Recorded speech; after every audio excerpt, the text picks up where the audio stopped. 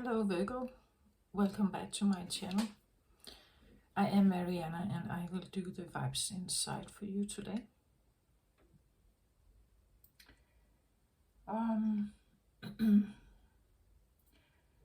If you have been following me for a while, you know I have a special style maybe of reading. I read about stuff going on the inside, psychological stuff.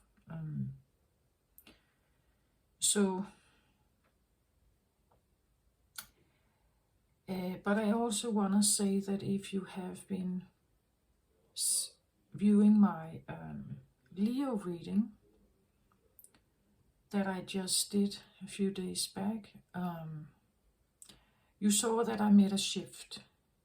You saw that I kind of I took a leap of faith with four new decks. Maybe I need one more. I said 5, right? Maybe I need one more. Anyway, but I took a chance with 4 new decks. I hadn't really used them much. I chose to just give it a go. I took all the other decks away. The Leo reading was very much like a shift, like a total new beginning of something, but also needing to trust that needing to trust those energies and where it kind of takes you. So with you Virgo, I have the yellow color here. It has to do with confidence. Whatever is going on has to do with confidence. But there is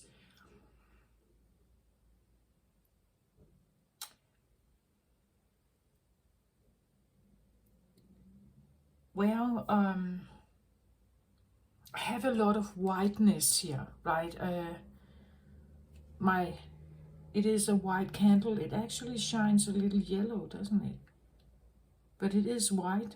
I have my little horn here, little shell, which is pretty much white as well. It has some drawings, but whitish. This to me talks about a voice, a tone, something you pick up on. Could be the tone, the voice of your heart, or something internal. It can be something external. I have now a very glassy, kind of transparent angel. It's supposed to show a sense of transparency, but also, well, glass is fragile, right? So we have to treat something like this with care, with tender, with attention, not losing it, not forgetting it. It's translusive maybe. Maybe it's quick incoming, quick away, quick gone again. I have my rose quartz here. For love, of course, for all of you. And then I have a bigger clear quartz here. But I actually have one more, but you can't see it. It's here. I recently got this one. This is like a triangle, right?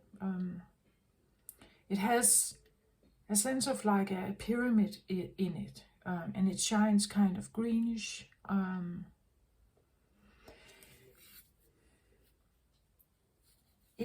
It kind of spoke to me about reaching for more, like reaching for a higher goal, perhaps reaching for the stars, reaching for higher knowledge, reaching for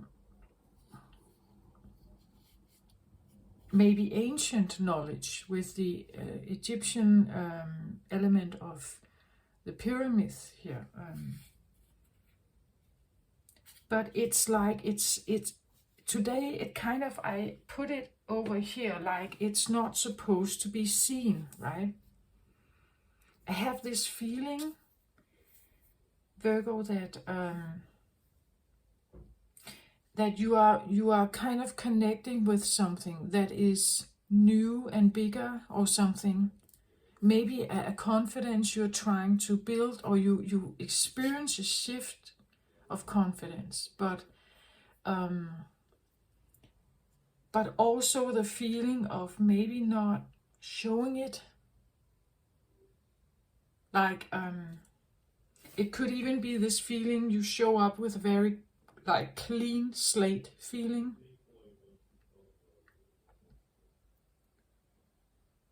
But something has happened with that clean slate. Maybe you have always had this appearance, right? But something is now happening. Something people are not seeing, perhaps, that you are now walking with a different honor, or it kind of goes with the Leo reading a little bit. Like the Leo reading title is called A Stronger New Presence, like a more confident new presence somehow. But this is, maybe it's something you don't want to, I don't know, could it be, do you want to shield it a little bit, like you're still working on something here to become stronger, or to have more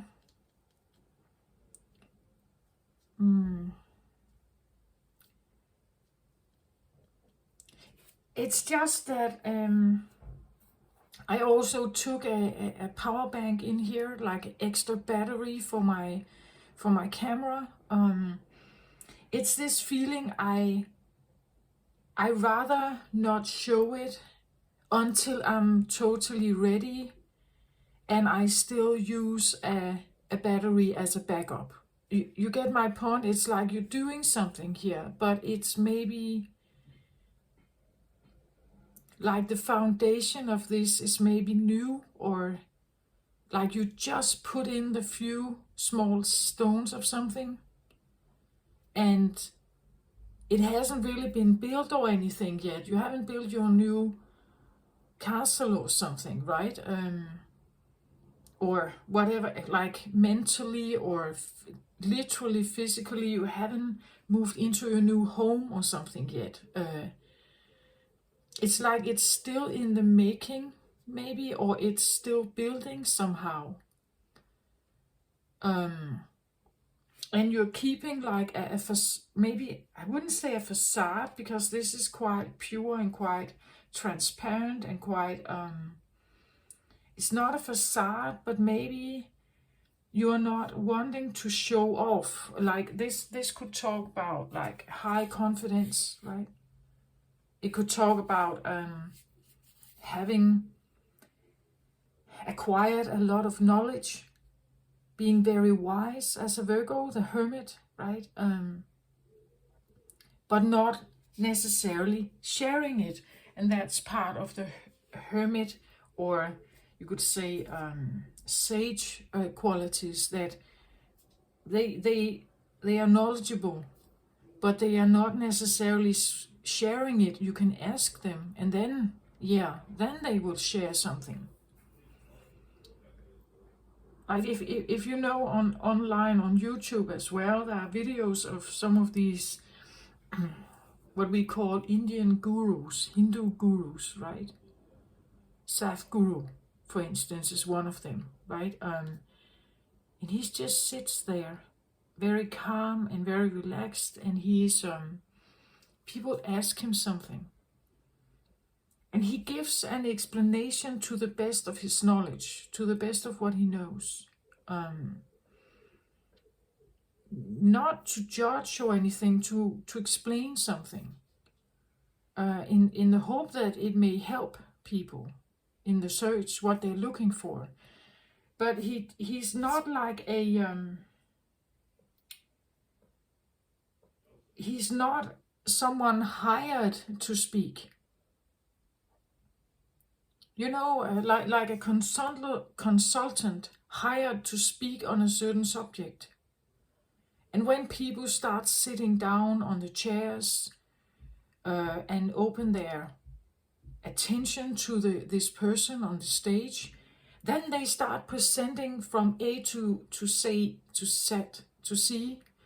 A to C, all what they have prepared to share, like a lecture.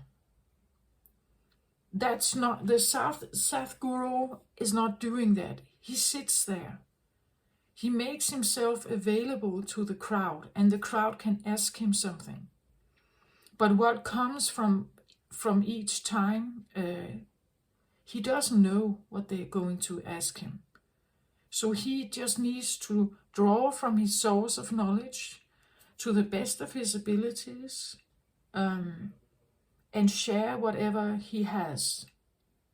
So there's a difference between someone who is hired to do a job, presents whatever kind of knowledge they have, or someone who chooses to do this, put themselves on a stage and take the spotlight and share something. And then someone who is invited, right? They are invited to come.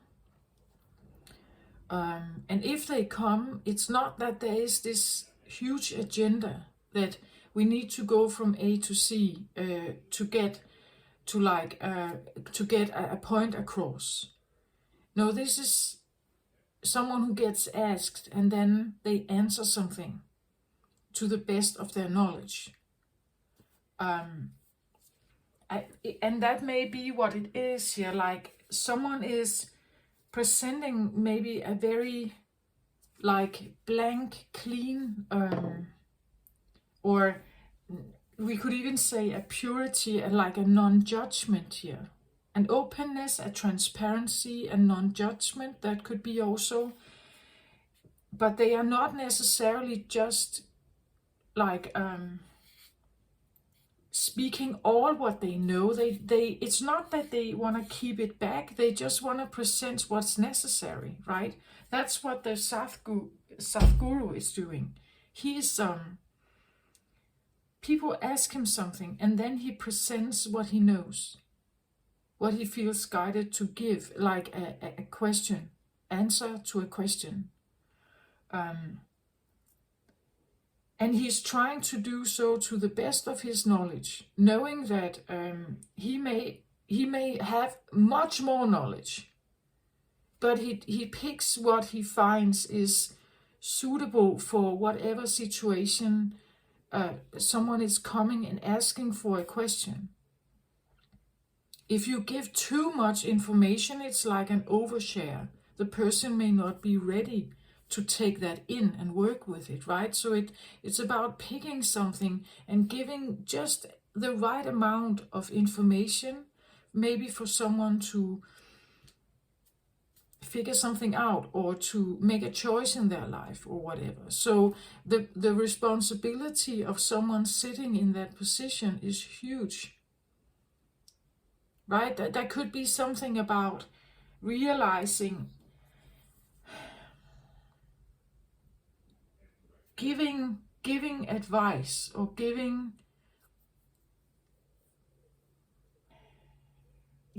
advice comes with a responsibility, right? That there is. So what is it exactly that I'm sharing? What is it exactly that I'm saying? What is it exactly that I'm sharing?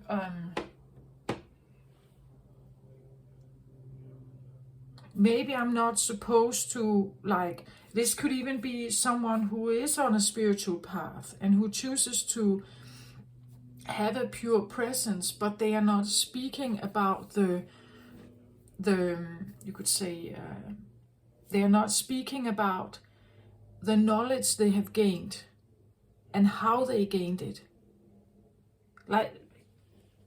To a certain extent, maybe people don't understand old ancient Egyptian myths in modern day life.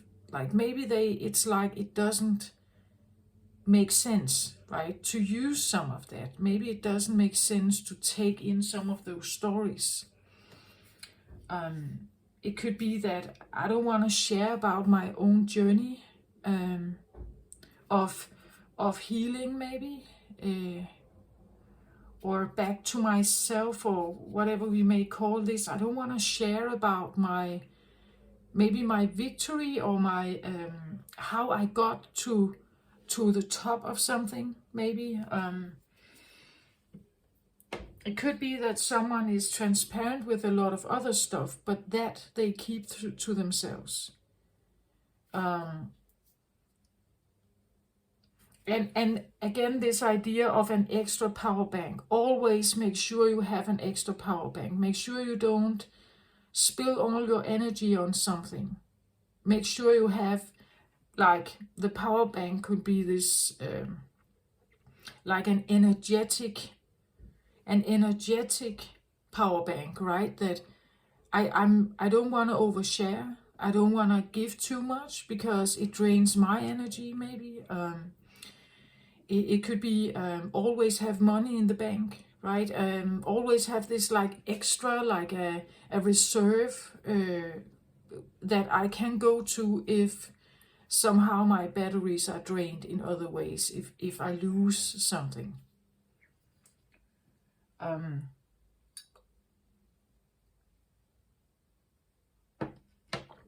Oversharing can also be, or overgiving, like overgiving could also be draining to the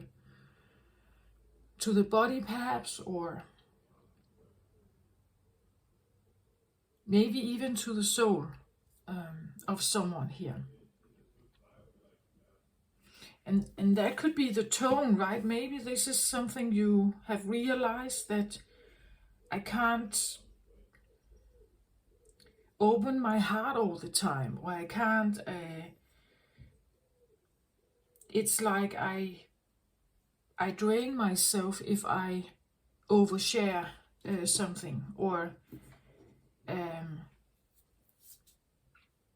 maybe I drain others, right? Because if I give if I give too much, share too much information, and they are not ready for that, they just want a somewhat simple answer to something, and I give them an entire story about something, maybe an old myth and everything. Maybe they're not ready for that somehow.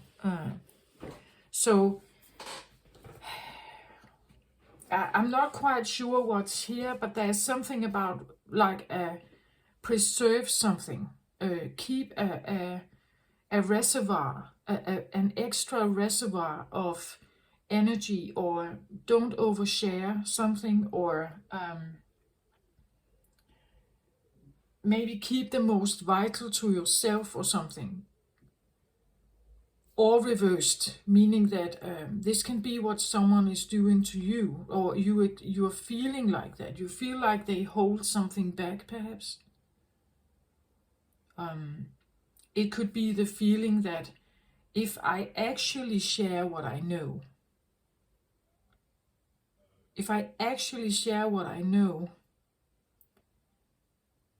there's not much left, right?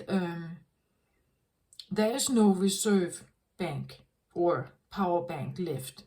If I share everything, there's not much left for me, right?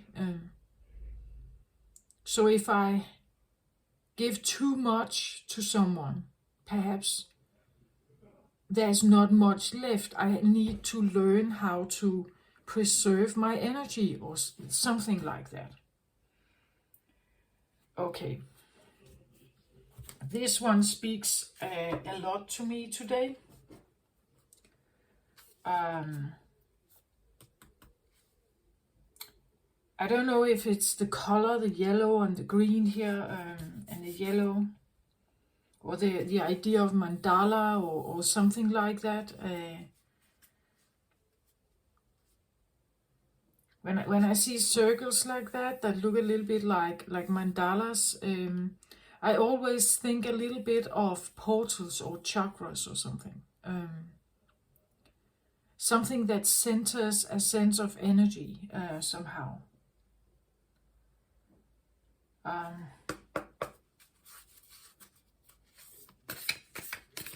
This is, if you're interested, this is called the Akashic Tarot. It is made by Sharon Ann Klinkler and Sandra Ann Taylor.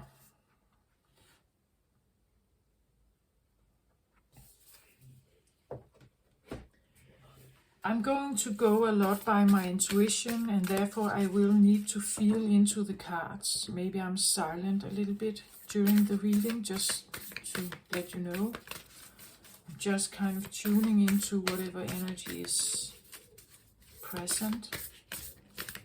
And when I'm drawn to the Akashic Tarot here, it's not necessarily always to go backwards. It can be to go into the past, look for the big book of records and see past lives and understand certain patterns maybe.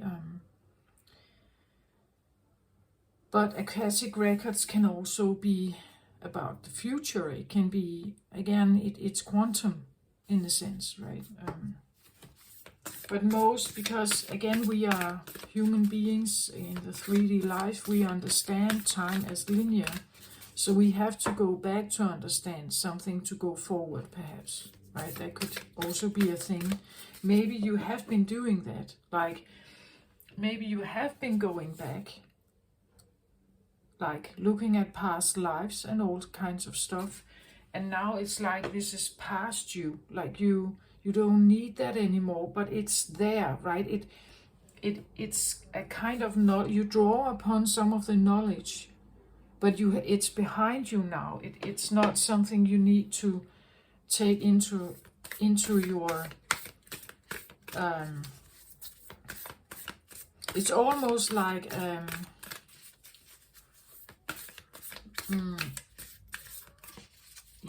like a feeling of I've been there, done that feeling kind of, but not with like a anger or resentment. It's more like I really see what was there now. I really understand the story. I honor the story, perhaps. I see how it has played out for me and maybe family members and everything, and how we have been in a dynamic with each other or relationship. I see that now. I see how it has shaped me, or how it has, like, how the dynamic has, like, certain dynamics within family groups or family systems exist because they can. Like, so for a dominant person or controlling or angry person to be able to put that into the world or show it, it needs an opposite. It needs a receiver. It needs something they can put it upon or project it upon. So sometimes that's the scapegoat, right? Or the so-called scapegoat. They have a role. Each of them play a role. And maybe a role of healing. I talked something about that also in the Leo reading, because Leo is probably and always in tarot cards depicted as the Sun card. So the Sun is like father energy. This is the strongest, most potent masculine energy. And what can somehow affect a most potent masculine energy? Its opposite, of course, can affect it. So what's the opposite of Leo? It's Aquarius. So if you want to influence the most potent, most masculine, most driven, forward-moving masculine energy, what do you need? You need Aquarius. You need Aquarius, because this is the only energy that is potent enough, strong enough, rebellious, but also feminine. And this is where it gets very interesting, I think. To influence a masculine energy, you need the feminine. To influence the feminine energy, you need the masculine. So because I have for many years identified as the scapegoat in the family, the youngest member of my family, I didn't realize it when I was a child, but I see it very clearly now that I became some kind of trash bin. Mentally, verbally, psychologically, I became a kind of trash bin. I took everything they projected towards me. I kind of just thought I had to endure it somehow. But if a scapegoat wakes up, they have to find their confidence again to speak up and say no, right? Against the most potent, powerful masculine energy out there. How do you do that? Well, you have to find your core, right? You have to find something within you that is extremely strong to do that. So with a Leo, you need an Aquarius who is willing to go there and find that core. Okay. And we have just astrologically, it's said all over the planet by many astrologers, we have just entered the age of Aquarius. Why do we need the age of Aquarius? To affect the Leo energy. That's why we need it. We need to affect this overly masculine energy that is still ruling on the planet. Okay? Just my little theory, but that's also why Aquarius is here. In your case, Virgo, your opposite, Virgo,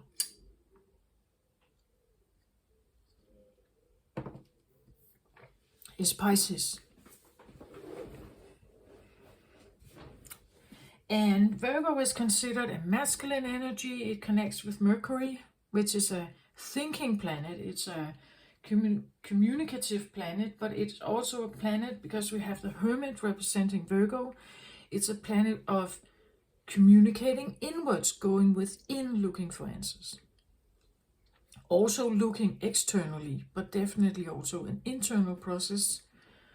So your opposite is Pisces, which is a very feminine, very intuitive, sensitive water sign, right? These two need each other to figure each other out. Maybe you have a side like this inside you, you just haven't figured it out yet.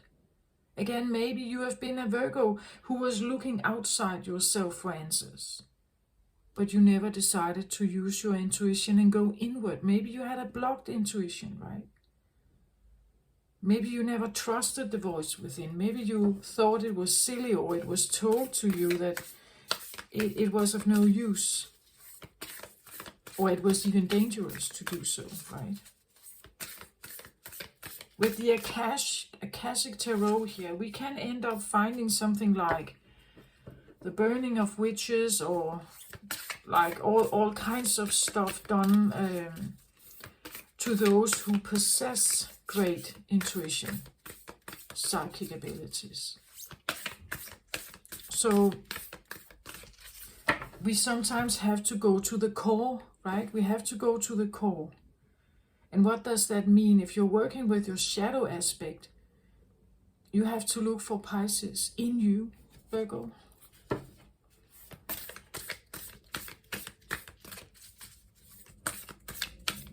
Maybe you don't want to do that, right? That could be what this represents. Maybe you don't want to go there. What if you find out you were an Egyptian high priestess here, right? Or What if you find out you were killed, you were a slave in ancient Egypt and you were killed for your abilities? Whatever that is. Maybe the story scares you, or maybe you have already been there, you have figured it out. But you are not wearing it on your sleeve, I feel like. It's something you are not necessarily speaking to other people about it. It's just something that you keep it to yourself. Okay. This came out. It says, the Buddha prepares. Right? That's what I feel like. It's like maybe you literally have, well, maybe not achieved Buddha status inside you or with yourself, but prepares here. Like it's a preparation, or you're preparing yourself for more, perhaps more knowledge. Let's have a look. I want to go by intuition here.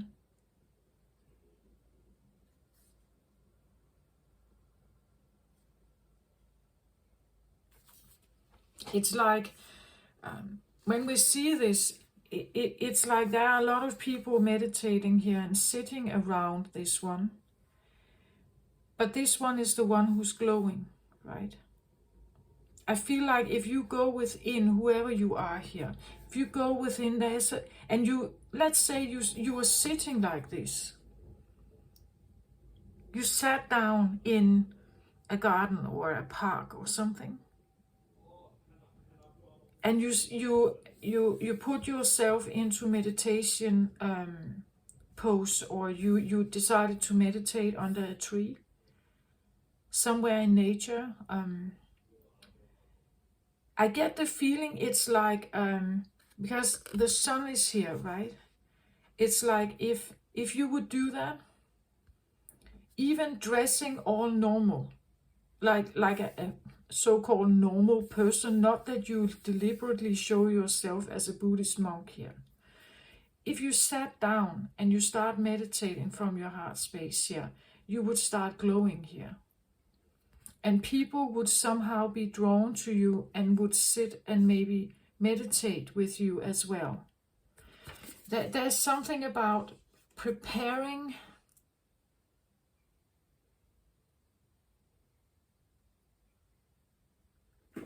I even want to say maybe you don't even have to sit. It could be that, let's say you are standing in the midst of the line in the shopping center, waiting to just buy your groceries and get out.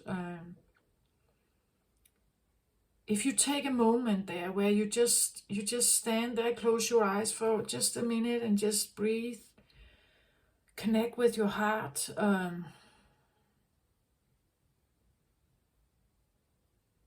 just feel gratitude. I get the feeling this is where you glow. That there's a glow that can be activated through your heart chakra.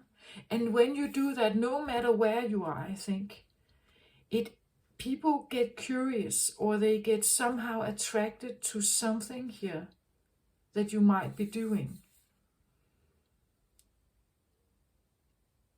It could even be the meditation you do at home.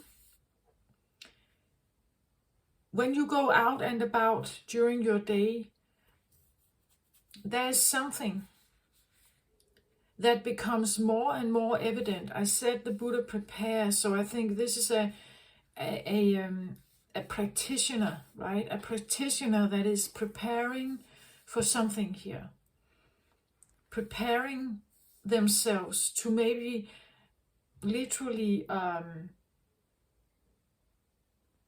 go out there and tell people, I am a Hindu monk, or it's like you're preparing yourself for something here. And the moment you do that, the moment you maybe share it or tell it, something changes about you. I think it's like you light up somehow.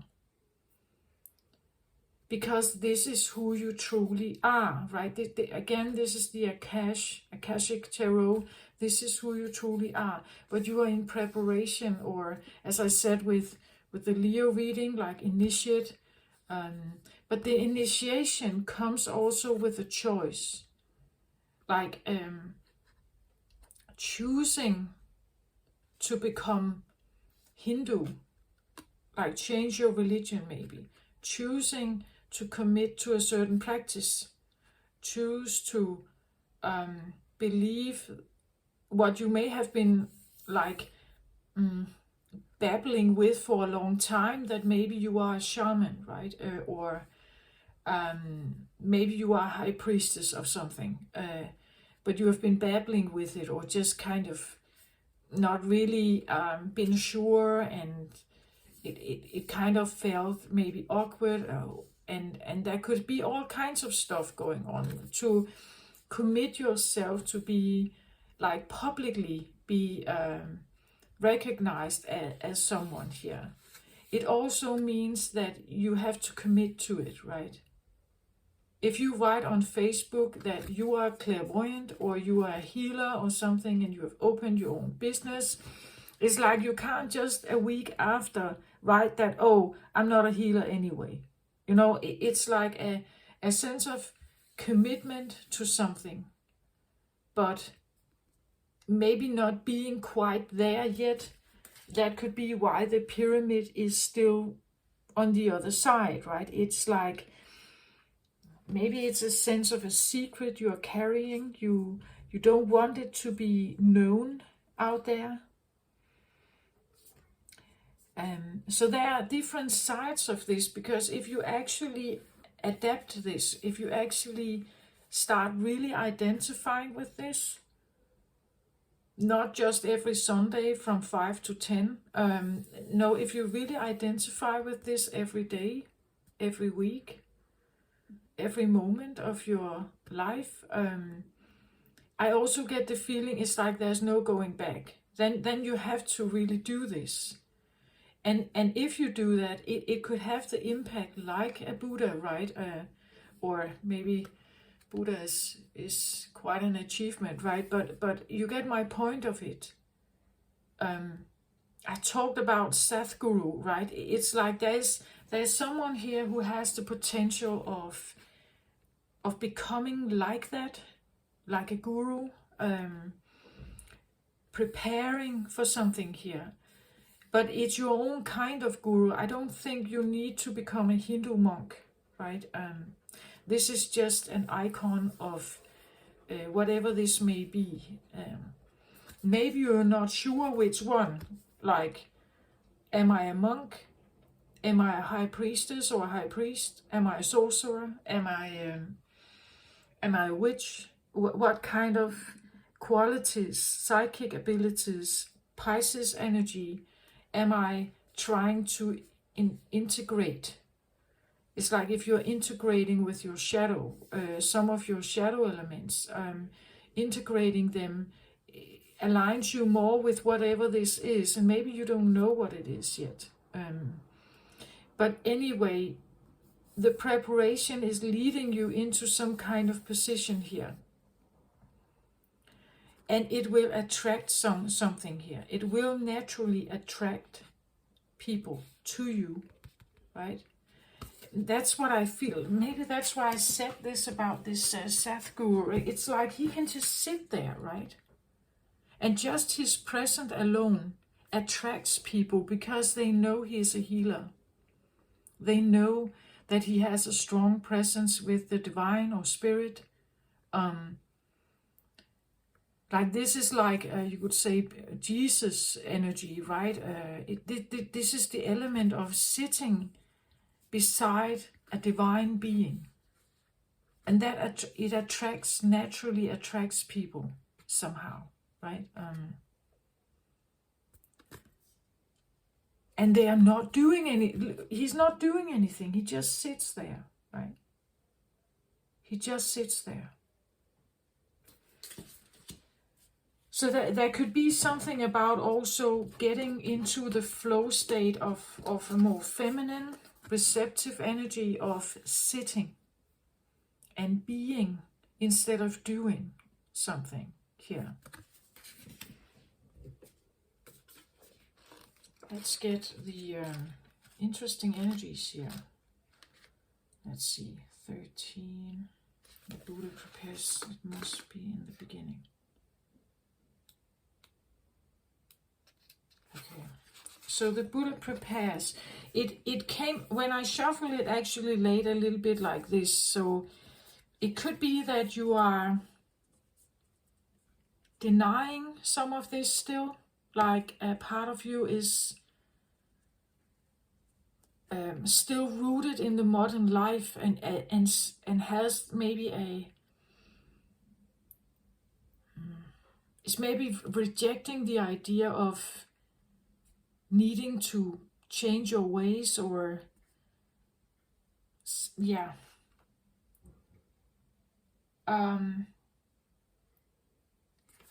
yeah, that could actually also be.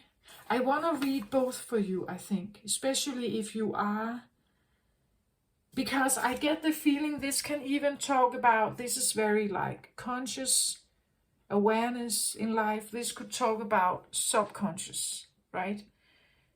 And if you put that in the forefront, it's like you have to choose it, right? If it comes forward, it's like you can't not choose it.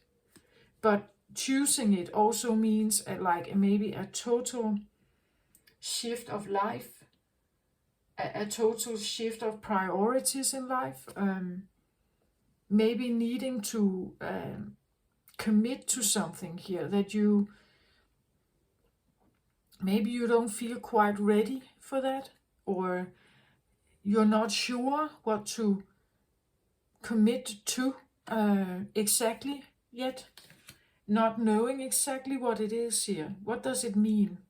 Maybe fearing it even, like fearing it and not knowing exactly, but where does it take me? And what happens if you have people or family or stuff around you, children perhaps, what's going to happen with them?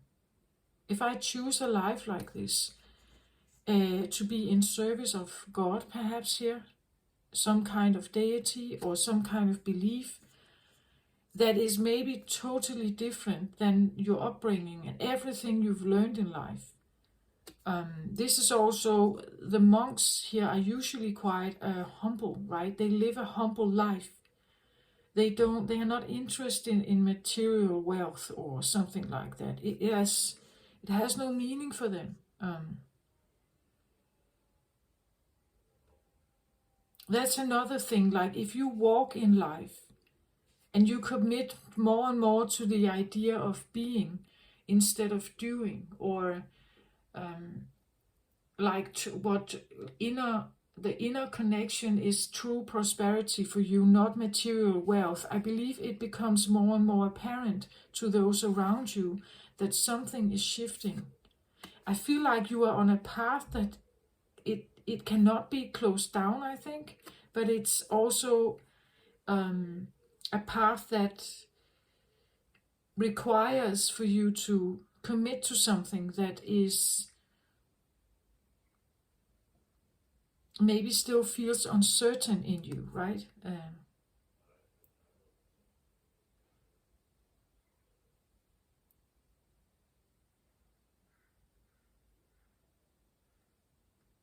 But it's almost like just him sitting here is making others do a little bit of the same. It's like that's what he can do, and he's not really. He's just sitting in his beingness here, but that beingness inspires others here to do something else with their life, to do something similar, or to just be in the presence of someone here. Okay, I'm going to read both of you, so upright and reversed, because it came out or it showed itself like this. So there could be this feeling of being I have an inkling of something. I even have maybe more than that. But I don't think this is me, or something still feels off about it, or not knowing how to commit to it perhaps.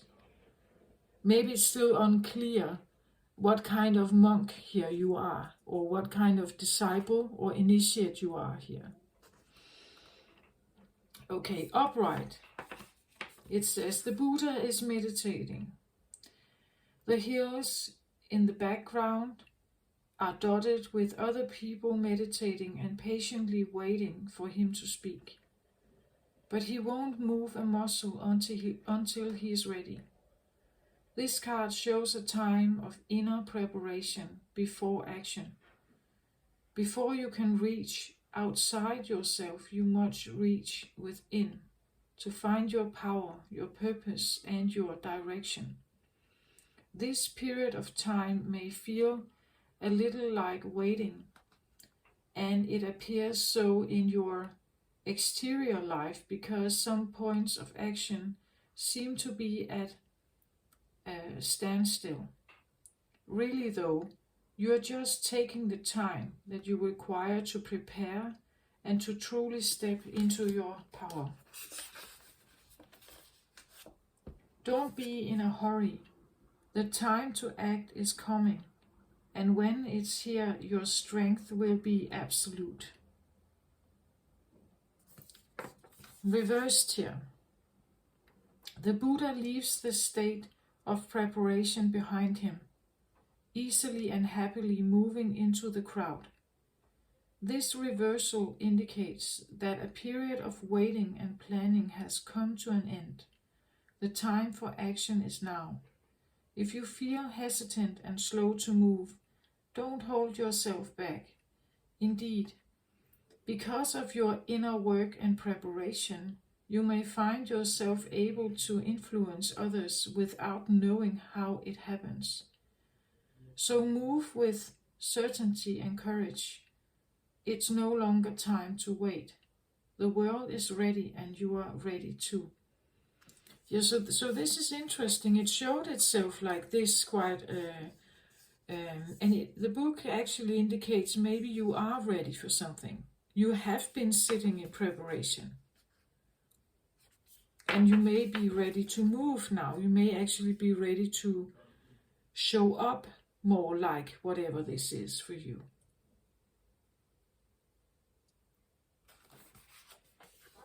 I can't say whether you have been I think I want to keep it like that because it indicates that you are ready to move. Maybe like this. Maybe still with a certain uncertainty, right?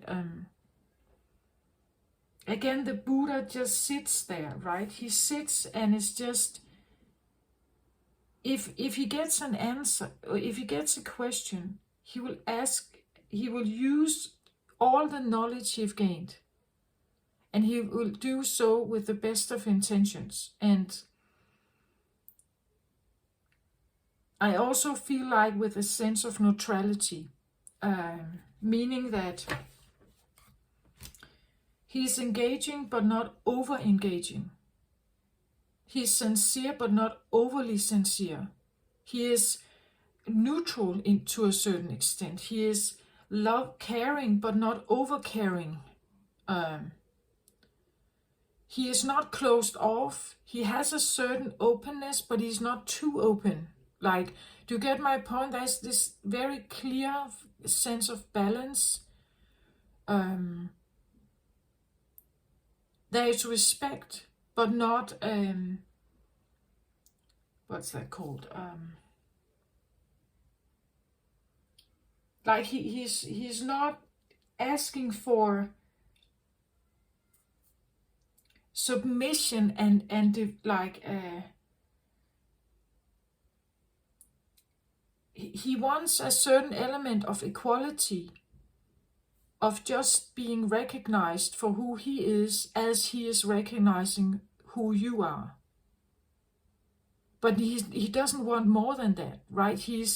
That's the idea with the humility here. Like he's not out to control anything. He's not out to like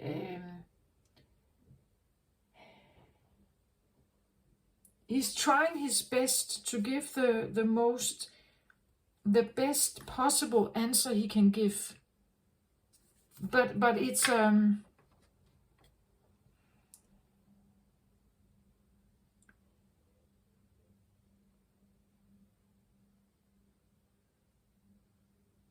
how can I say that? It's a bit it's with some kind of humility, right?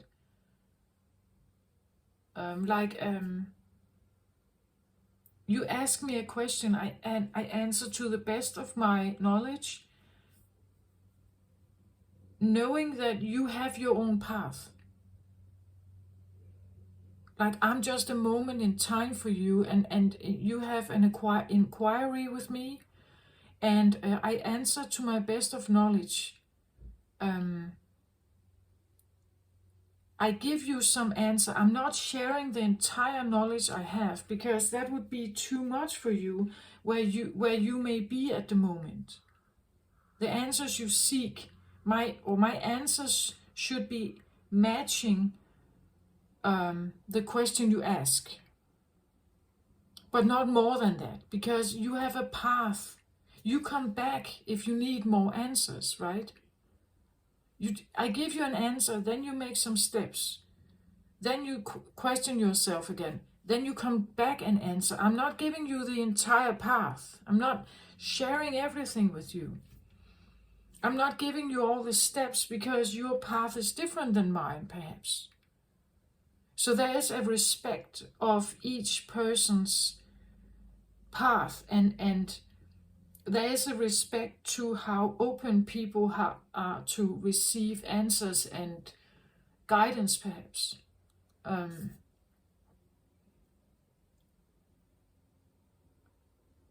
Sometimes people ask for the truth, but they are not really ready for the truth, right? And all we can do, especially if you sit in a situation like this, it's like you can only, to the best of your knowledge, do and say what you know, or what you have experience with, or what you have learned, what you have gathered, what kind of information you have gathered. As a hermit, as someone who was a truth seeker, or at least a seeker.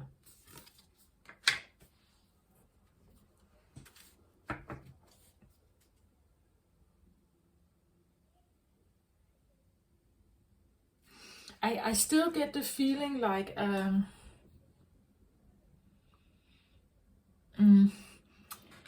with the power bank extra reserve battery idea, I still have this feeling.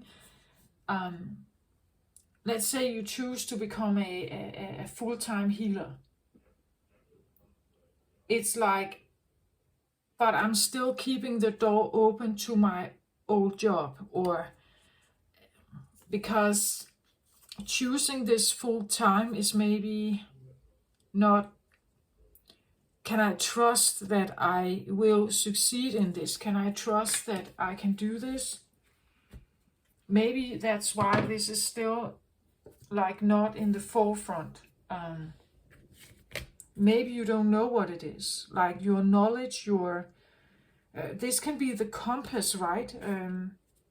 When we talked about the Buddha sitting in meditation, looking for direction, looking for the right purpose also. Where am I supposed to use my knowledge here? Maybe you are trying to figure out where you're supposed to use your knowledge.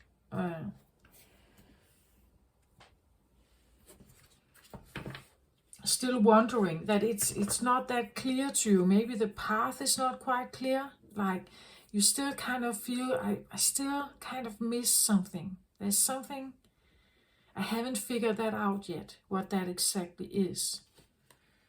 At the bottom of the deck, I get Seven of Scrolls. It says intricacies and industry.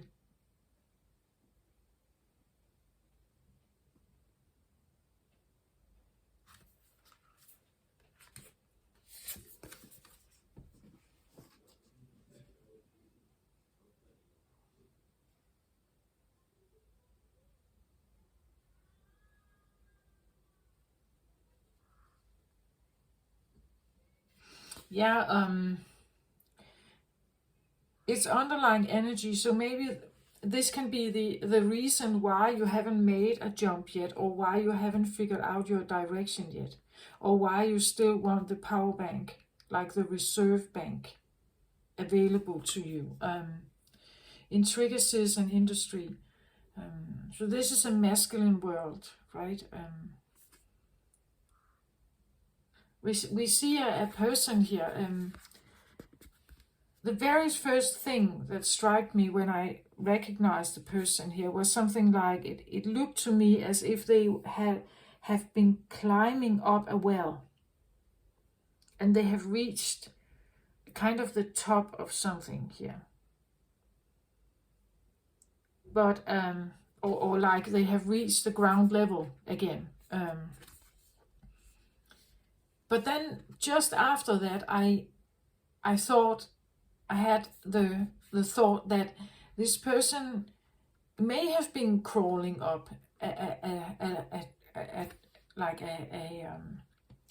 a deep well here, have been crawling their way up here, and is now on the ground level. But then it came across almost like he was building, like someone was laying bricks, and he's reaching for another brick here, and then he's supposed to build more and more, and the wall becomes taller and taller, because he's actually about to build his castle here again. As I said in the beginning, maybe you're just putting in the first new stones of something, and therefore all of this Buddha stuff here seems a bit like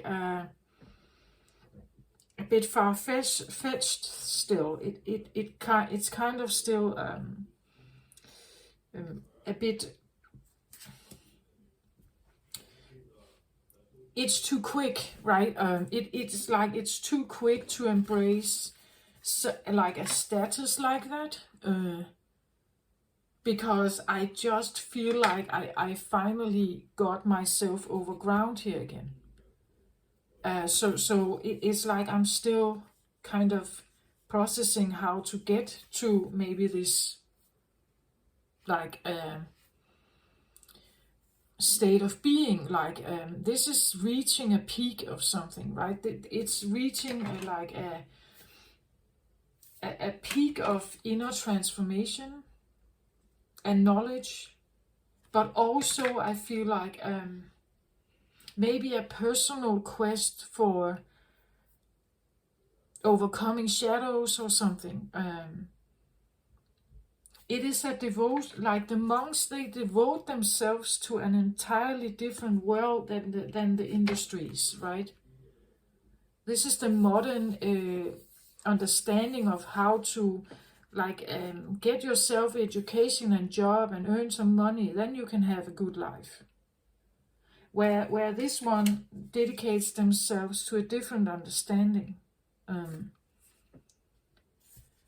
So I get the feeling of this. It's like I just got to the ground level. So let me just breathe for a moment, and then I start putting my bricks here. Then I start building I hear empire, but I don't feel like it's like that kind of empire. It's something about building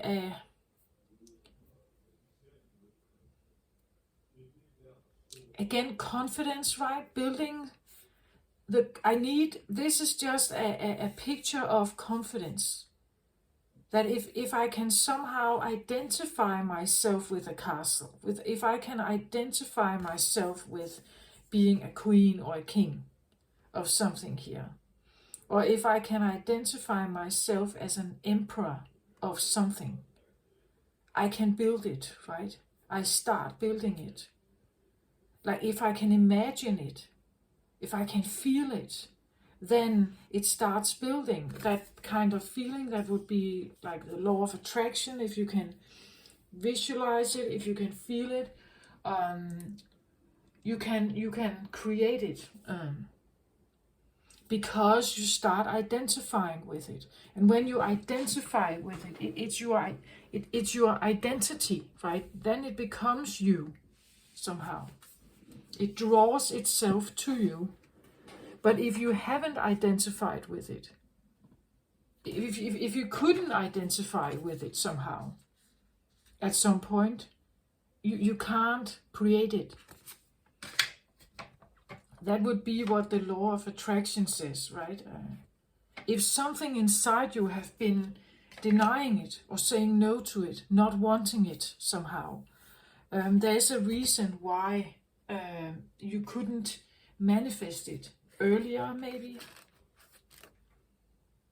Let's have a say here. See what the book says here. Again, just remember, these are still new to me. So I'm still figuring these out. And somehow I'm not speaking very fluidly. And now I'm looking for the explanation. And it seems not easy to access. Not easy to find it. So maybe that has been part of the process. It has not been easy. Maybe to just get to the ground floor from your deep well, or start, like literally he's starting looking for plans here, and maybe taking the first brick and put it here. That may be like difficult, maybe. Intricacies and industry. Upright, it means work on a Renaissance cathedral has just begun. At first this building seems modest, but in time its grandeur will reach several stories high and across the centuries. But now pillars of stones and rock dot the scene. A mason bends, focusing intently on a plumb bob that hangs next to a partially built wall. This instrument helps him determine if the wall is straight and true. At a very basic level, this card could indicate building or renovating a home or business. This card also shows that you're on your way to greatness, but it requires attending to even the tiniest of particulars. Be diligent with the specifics in your strategy and pay considerable attention to detail and follow through. While you may have a long-term goal in mind, the small steps of what's important now. Even the most magnificent cathedrals were built stone by stone, day by day. It is only by heaping up the small that the great can be achieved. Yeah, so maybe you are still preparing somehow here, Virgo. Preparing something. And maybe there's something that is disturbing you. When I was reading this card, for this card, I had outside my window, I heard baby crying and people talking, and somehow it became very loud to me. it's almost like the preparation needs to be where you are not disturbed by maybe other voices than your own, like the tone or the calling, the intensity or volume of the calling needs to override anything else. Like it has to be that big of a calling,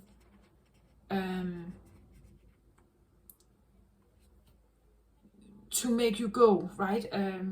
Otherwise you could get distracted by other people's noise, by other people's tones and noises in life. To big whatever you are about to build here is, again, it requires commitment day by day.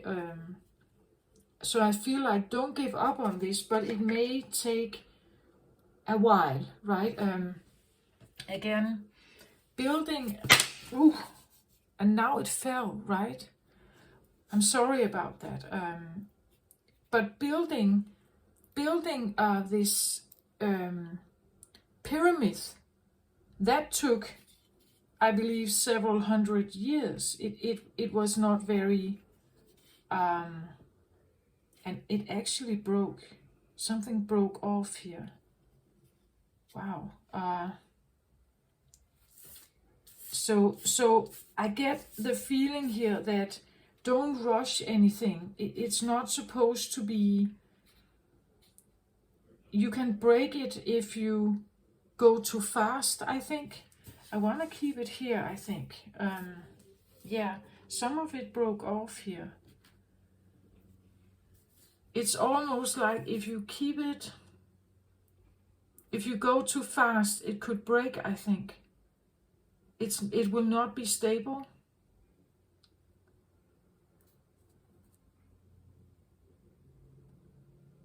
I'm sorry about the loud noise, but that's exactly what I feel like. It's something could direct or derail your attention from what it is you are trying to build here, to the point that it will actually fall to the ground and maybe be destroyed. So you have to be very focused here, Virgo, I feel like.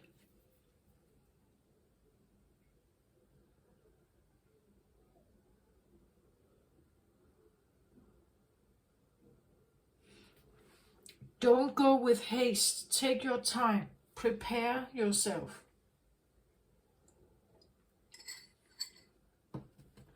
That could even be what the why the Akash was drawing me here, because there could be something like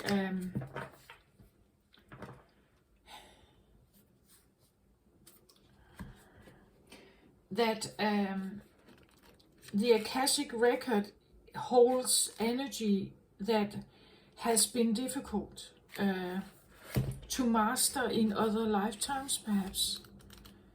Therefore, to do this now, you have to be very careful not to force this, or not to like overdo something. Small steps are what's important.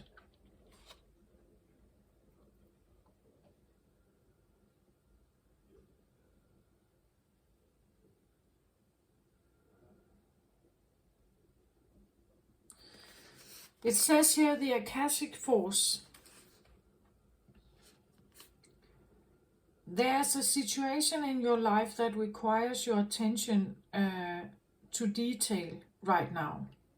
Close your eyes and imagine that this situation is a puzzle in pieces on a table in front of you. Imagine the individual pieces and sense what you notice and feel about them. Maybe that's why this broke, right? That each piece here, each piece, you can see it, represents something. And to put it right together,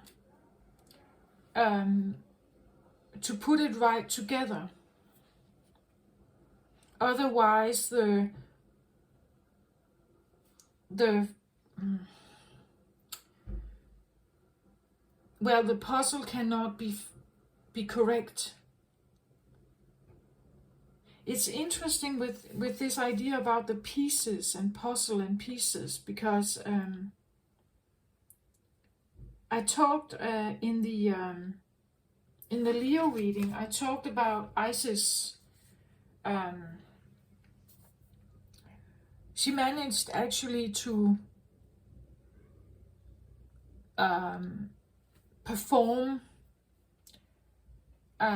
something quite spectacular with her husband Osiris after he was killed. His body was torn in pieces and spread all over Egypt, and she decided she wanted him back. So she traveled all over Egypt to collect his body pieces.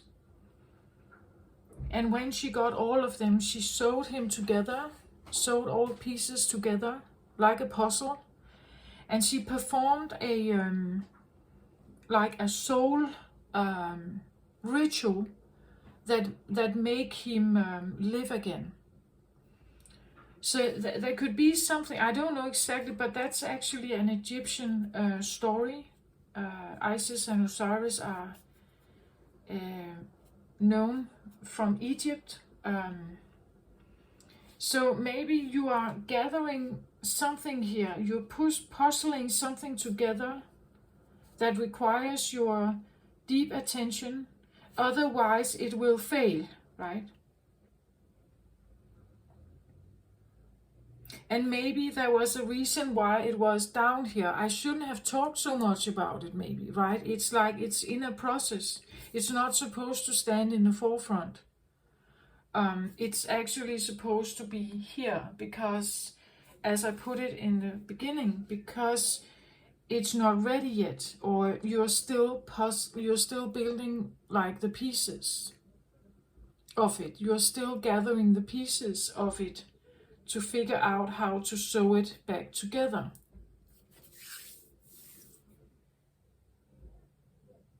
And maybe also something about that each piece, even though how tiny it may be, it has had its importance. So any kind of healing you may have been going through has been important. There's none of them, big or small, they all of them are equally important, and none should be left out. Maybe that's also what this is about, that you want to make sure you have left none out.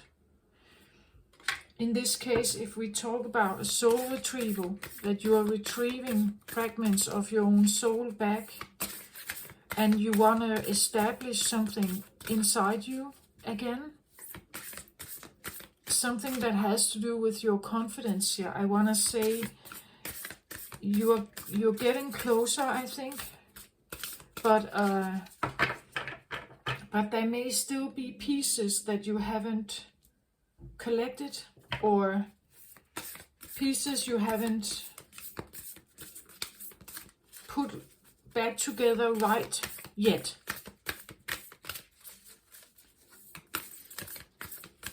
Or you don't know the full extent of it. I hope I get this right for someone out there.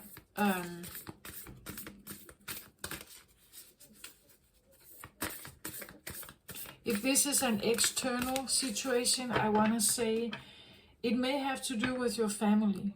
Something that you have figured out a lot of stuff about them. Maybe you've had a lot of conversations with them, but there's still something you haven't quite. It's like something is still missing. Maybe that's why you are not sharing the pyramid yet, or you're not showing it yet. It's not supposed to be shown yet, right? You're still working on this castle. And that's quite a shift, right? If you have been living in a deep dark well, and now you're building a castle. That's also quite an ascension shift, I want to say. So maybe just take your time and breathe and meditate or be quiet. Don't rush anything. Don't go too quickly with whatever this is. I'm shuffling now the next deck here.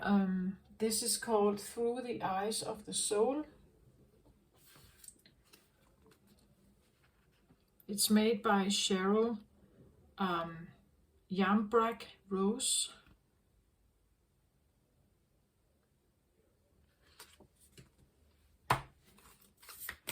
So let's get a pair of cards on this as well.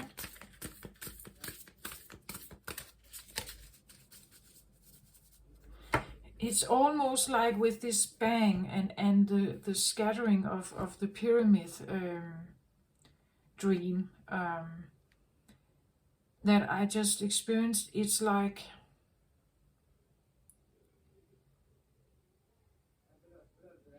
I really feel like if you hurry this, it can become a disaster. You have to be clever and mindful of what you're doing here.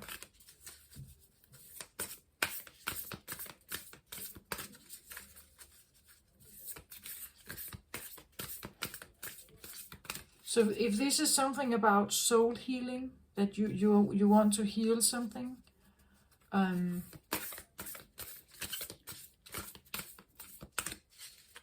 like the soul has immense wisdom, right? It has lived for a long, long time. It's only us humans, the human ego, that believes that we have only been here now, perhaps.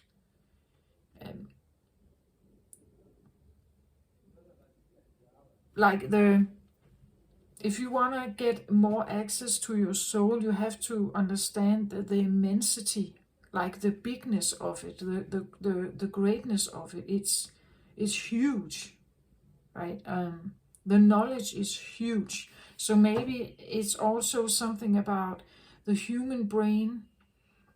If you are supposed to be an interpreter or something, if you're supposed to be some kind of psychic interpreter or channel or something, medium or something here, just know that what you are maybe trying to open yourself up to is huge. Maybe like the knowledge that may come through that channel is something your human mind cannot comprehend. So therefore you have to go slow here, right?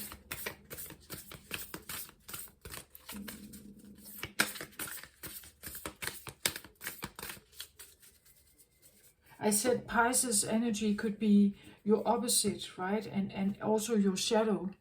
So that there could be something about, like, the Pisces energy is like the most open, like intuitively open, or that's at least the potential of the Pisces, the most intuitively open, trusting, transparent, pure energy, you would say. But to handle that energy, you may also need to be grounded. You may need to prep for it. Prepare. You need to prepare. You may need to do grounding rituals. You may need to purify your body, right? You may need to eat well.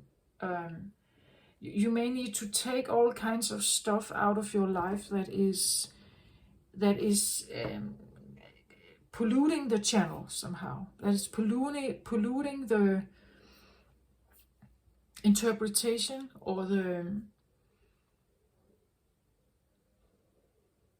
intention of the mediumship, or the intention of the channeling. The message could be polluted because of an like impurity somehow. And again, there could be Akashic karma here. There could be something about what you're trying to build. You have done that in other lifetimes as well, but it's scattered, right? It broke. There could be fears around this. Maybe that's why the pyramid is on the flip side here, because there's a subconscious fear of that everything, that I lose everything, or everything scatters, everything scatters. And I lose myself in that. I lose myself in the universe, you could say. Or maybe that's why you feel like I need a power bank. I need a way out. I need a emergency exit. Because it could potentially scatter. It could potentially break down somehow. There could be a subconscious fear that you don't even know about. So if I make myself bigger, from maybe being quite small, if I make myself bigger and build a castle now, right? Not just a little house or shed or something. No, I build a castle now. So I like really seeing yourself, embracing that you are bigger, greater. You have something to offer, something, a stronger presence, as I said in the Leo energy. Something is becoming more expansive, bigger somehow. But if I have to identify with that, I'm also leaving something behind. I'm leaving a former self behind.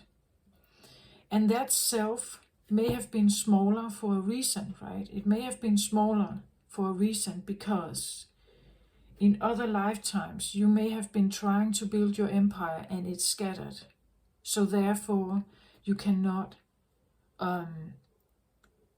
identify with something too big. It's actually better to identify smaller. I may not revive my dream or my full potential, but at least I'm not losing everything, right? At least I'm not losing everything.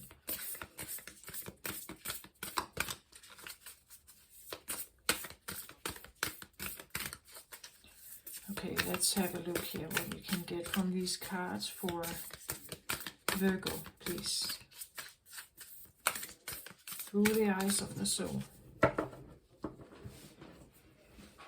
So to build something big, like the Egyptian pyramids are regarded as one of the wonders of the world. It can be seen from outer space. There have been claims that the pyramids position corresponds with the Orion belt in the sky. I think there has been claims whether that is true or not. But the point of this is that some pharaoh at some point decided that these should be built as his legacy. He should be buried there. And by doing that, he made himself immortal, right?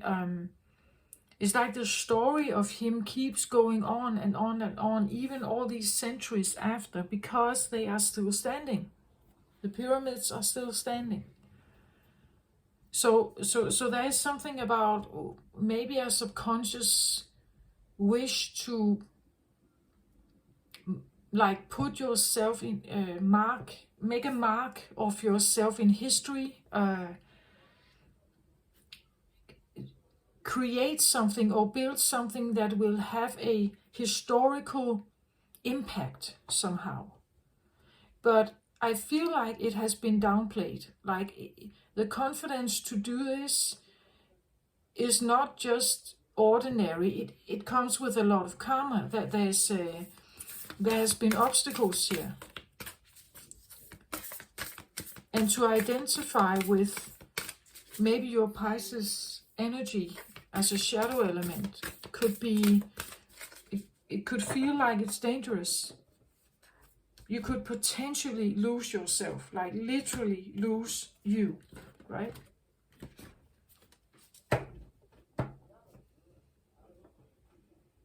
I don't know if I say it correctly, but I get the feeling like there's a potential of losing me. Like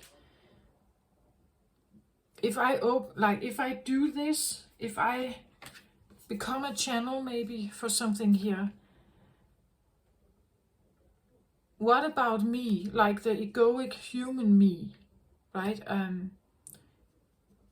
Will I come back? If let's say you open your heart up for the first time to become a channeler, a meaning or a medium, like in that case, it's like another voice is speaking through you, right? It may feel like you lose, like you have to put yourself in a state of being where you cannot, that you are not there. Like you're put aside somehow. You're paused somewhere. And it could be the feeling, what if I don't get back in the body? What if the thing that, or the voice that wants to speak through me, or whatever this is for you, the healing power, whatever this is, what if I can't return? There's literally this feeling that I could lose myself. But is it you're losing, or is it your ego? Like the personality you have built here. But the personality you have built in this life with your ego is what people recognize. This is what they feel safe around. They see you as that. They identify you as that. Mother, father, daughter, sister, brother, whatever, right? So there could be a resistance to let go of maybe an ego personality, because if I have to identify with what's behind here, maybe I change so much that they cannot no longer identify with me. Maybe you're not prepared to make that change yet. What if they reject me? What if my children no longer recognize me? What if my parents don't? What if I become something that I don't know how to control? What if I'm opening a Pandora's box? I had some of that come up also in the Leo reading. If there's a reason why it's called our shadow, right? It's a shadow because it usually comes with a sense of fear, or that there's a crossing of a line that is somehow dangerous, or it doesn't feel right for me. It feels difficult, or I'm not worthy of it, or like there are certain elements that makes us stay away from the shadow. We get attracted to it in other people. But owning it ourselves is more difficult.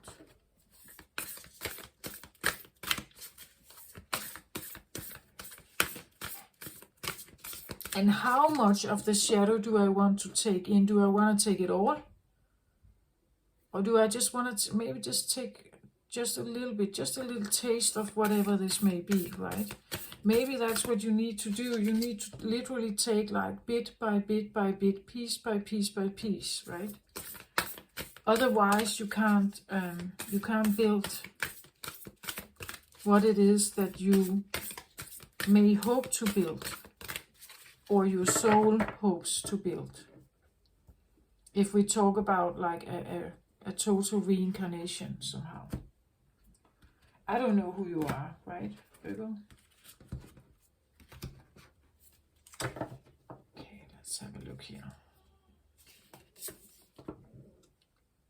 Be curious, look deeper.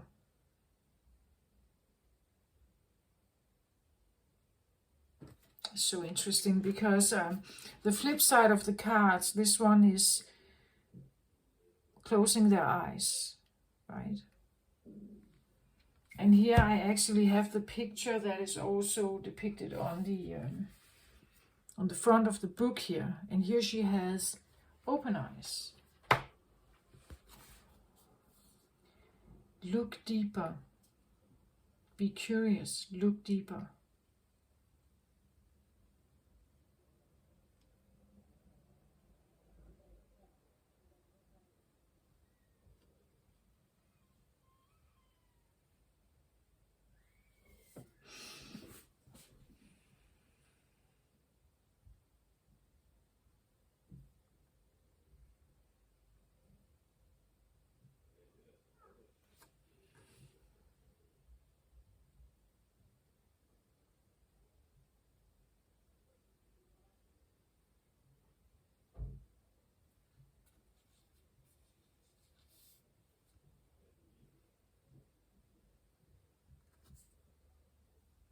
Somehow this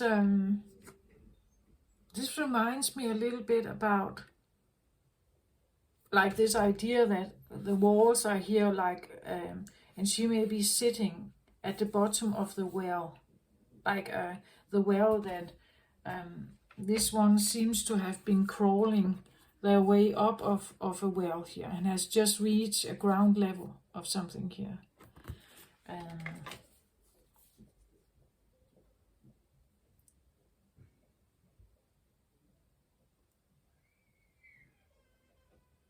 Have you gone deep here, Virgo? Have you been down there? I get it's almost like over here I see a face. Was there someone there with you? Maybe something that scared you? Or was it a voice that encouraged you to overcome whatever you were facing down here? I see it like this is like the well, like these are the walls of the well, right? And you are in here swimming in the water here at the bottom of the well. But now I see this a little bit like a face, and like it's been there guiding you perhaps down here at some point, if you have been going through what we call a dark night of the soul or something like that. What did you see down there? What did you see down there?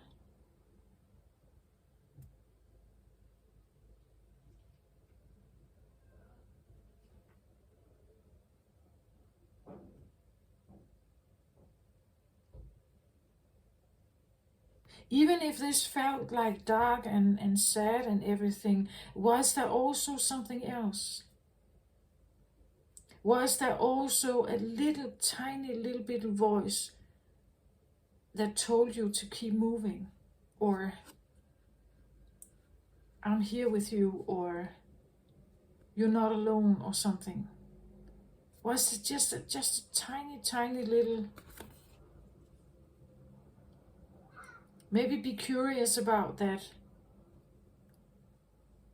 If you feel like there has been something like that available also, even when you were at the most darkest here. Because why didn't you stay down here? What made you come up? What made you actually start the process of climbing upwards here?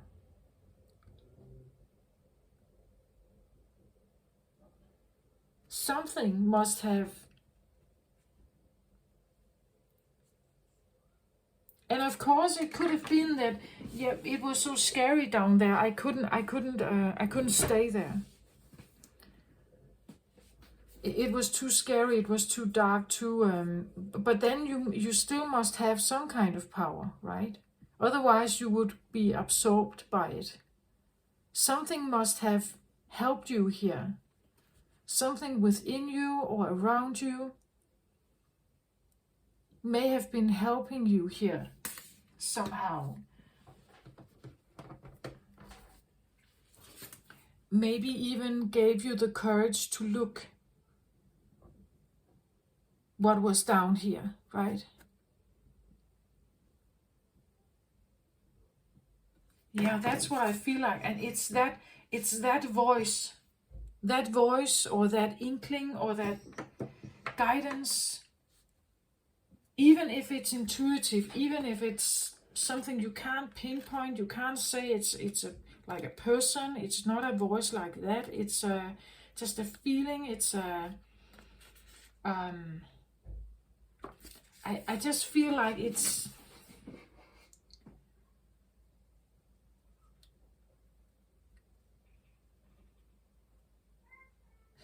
something I feel like has perhaps guided you here. And maybe if you allowed yourself, I wouldn't say to jump right back into the well, but maybe just to connect with whatever that was that tried to guide you out of it or showed you a way out of something. In the book here it says Welsh Fairy Glen. Look beyond the natural world for a more enhanced view of things. See beyond the obvious. In the very north of Wales, near the town of Bechigoid, I don't know if I pronounced that correctly, but Bechigoid. There is a beautiful enchanted fairy glen. It is reputedly the home of the Tylwyth fairies.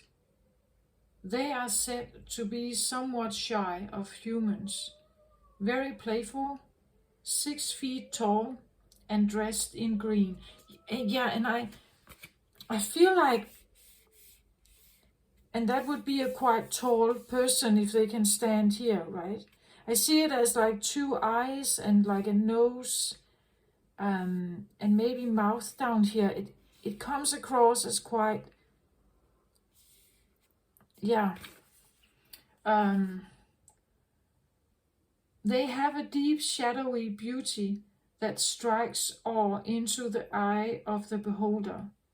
The glen features stark white quartz straits with green ivy and the scent of sweet damp moss along the flowing water. The path leading to it is lined with enchanted farm animals and birds who stare silently at you pass by.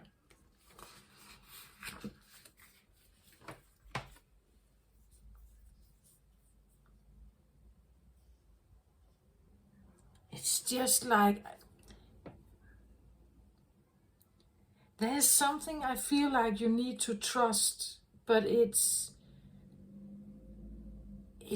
again, when I look at this, it's not very, first of all, it doesn't look like a human face. It's kind of shadowy. I can't really say that it's real eyes or anything. It's kind of blurry somehow. When I took the card, it felt like something has been there all the time somehow. But maybe kind of shy, playful, but maybe not that easy to get in contact with somehow. Maybe your soul has been like this, especially when you were in the dark night of the soul. Maybe it was not easy to trust something like this, but I just get the feeling something has been almost like looking from behind a cliff here, been watching you. Maybe they have been, watching you. Could have been birds watching you. other animals watching you, like a bit from a little distance maybe.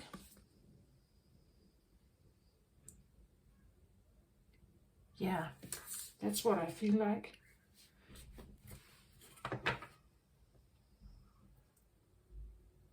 It can even be like the approaching of, if you have been doing like inner child work, inner work, the approaching of this can be like the approaching of the fairy realm, for instance, if you believe in that, may have come with like curiosity, but also a bit distance or shyness, or I'm curious about this, but I don't want to go too deep into this, because what if I still get this feeling, what if I lose myself somehow? What if I can't get out again or up again? But again, this get up again, get out again. The soul is eternal, or so it's said, right? That it's eternal. It has lived many lives. It can't be killed like that. But living in a human body, we are quite aware about our mortality. We know that our body can be killed. We will be killed then. That's what we think, right? We think that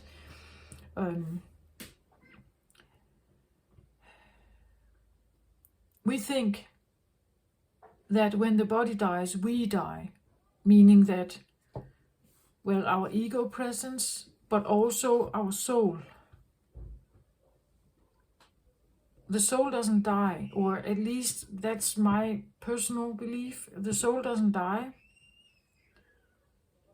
It exits the body, right?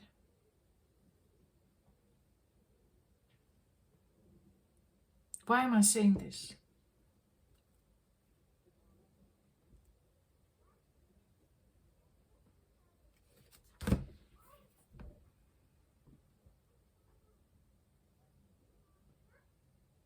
Is it something about like this idea of the idea of immortality? Could you be like literally figuring or trying to figure out something about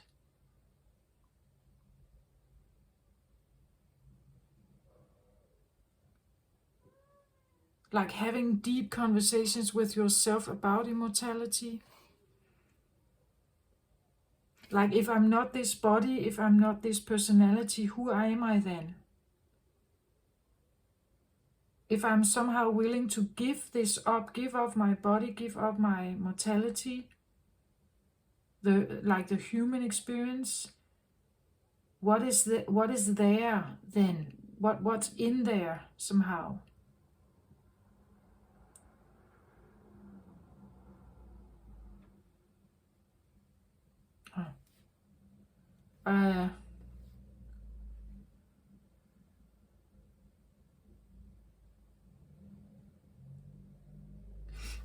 It could even be like the feeling of a weighing up. Is it worth living the life that I currently have? Like with the ego personality, my current life, meaning what people know me for. Like, I'm a carpenter, I work in this city, I'm married with such and such, I have these children, I own a Mercedes, or whatever. You know, that kind of human experience, like, or is it, are you curious about the other side? Are you curious about, if I'm not like Peter Russell and I live in Arkansas and I own a Mercedes and I'm married to Beth and we have 3 children and I'm a carpenter, if I'm not that,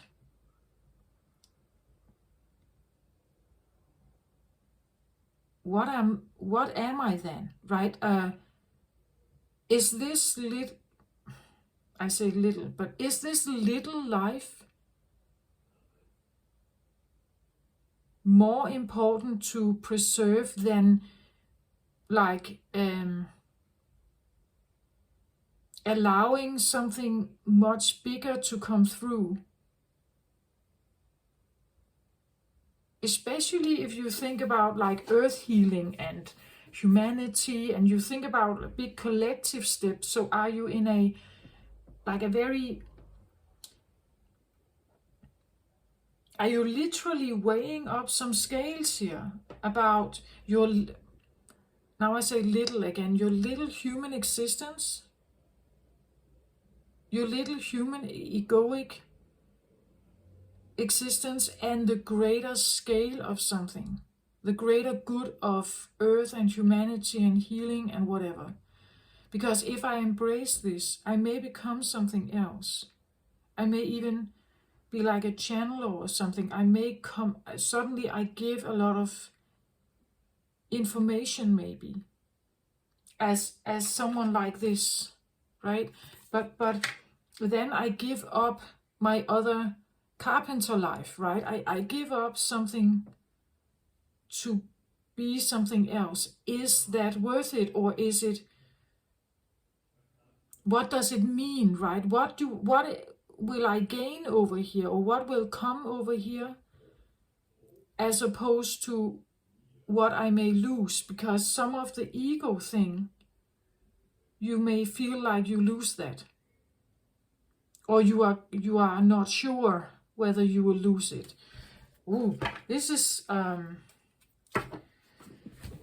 Virgo, I don't know. I can't tell you, right? I just feel like there's some very deep considerations going on here. It could even be something like,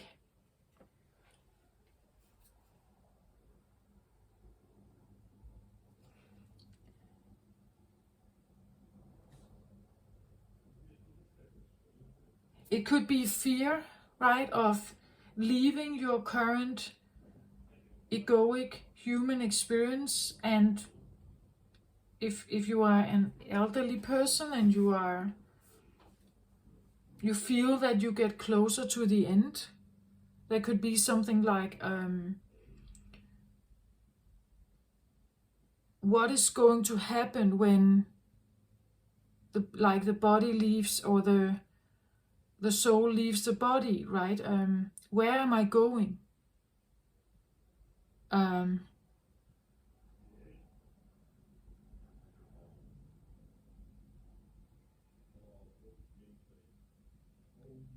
There is something about this, like the final breath, or a letting go process, where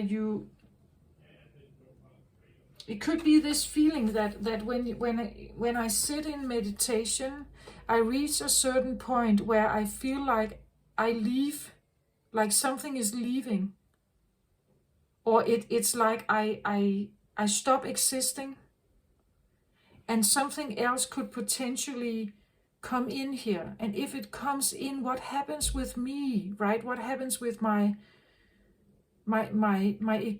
human existence, my human personality? Is that gone then? Will it be gone? Will nobody recognize me now? Will I be a totally new person? Will I be a stranger to my family, my friends, my kids, perhaps my children, right? What if I become a stranger to my children, whom I love or adore, and I would do anything for them? How can I make sure that doesn't happen?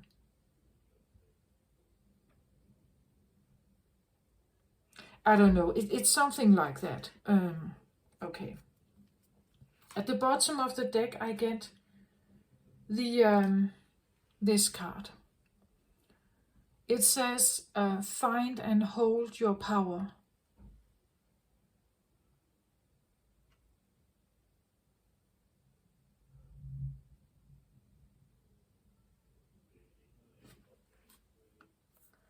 such interesting things come through when I look at the cards here. We see her holding a sword here. So this is, it has to do with, well, it can be communication, truth. It can be who you really are, like owning your real identity, your soul identity. But then we see how the water is like kind of just spilling down on her here, right? It's like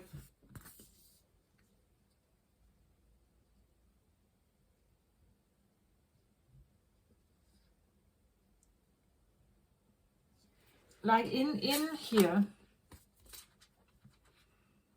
it's almost like something has been as at a distance, and you may only have seen a little peak of something here. And then there may be like the feeling of like waterfall or a lot of emotions that come with something here. It could be that water talks about feelings, right? It could be something you feel, but you don't see it, like you don't have like vision. The power you hold, I said Pisces is very intuitive, very emotional, very sensitive, very like empathic.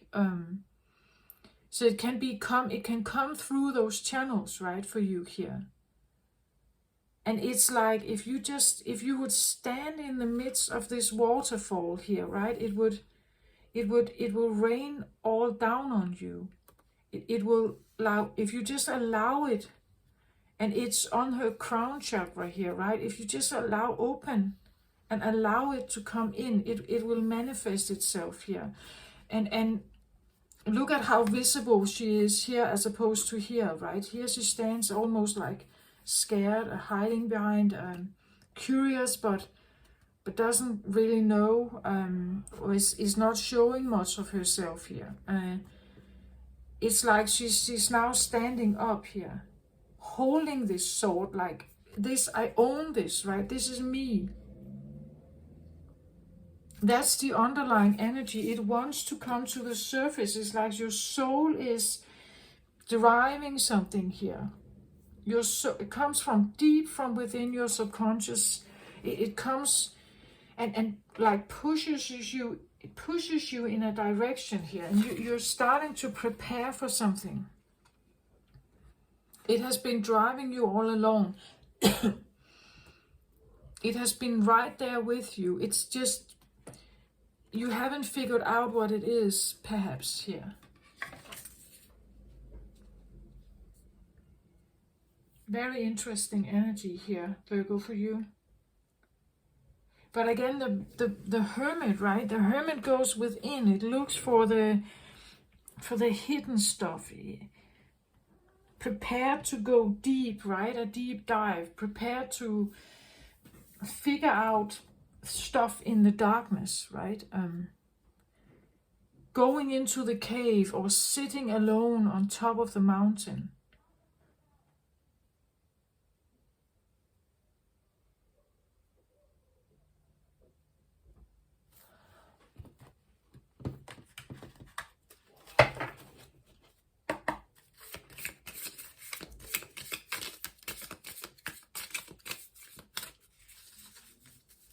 Again, here we can, I said we have a Buddhist monk here. If this is shamanism, for instance, this could talk about like examining the underworld. Like practice with like shamanic rituals to go beyond death, go beyond what we say, the underworld, what you find behind release, what you find when you let go of something. When you let the ego die, when the ego dies, what do you find, right? What's beyond death? So take that how it resonates for you, what that means, right? I'm not saying you are supposed to be a Buddhist monk or some kind of Indian guru or something. It just take it how it resonates for you, right?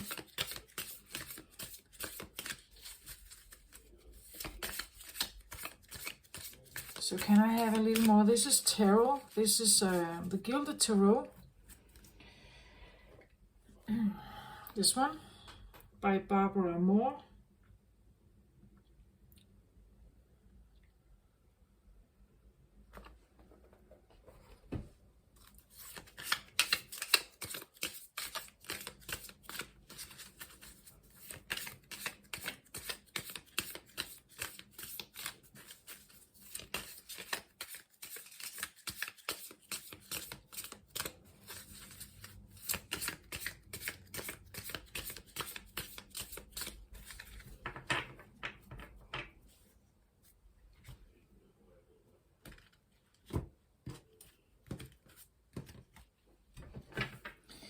This could even talk about that this is you, right? You have maybe a bit shy or a bit reluctant, wanting to look for something.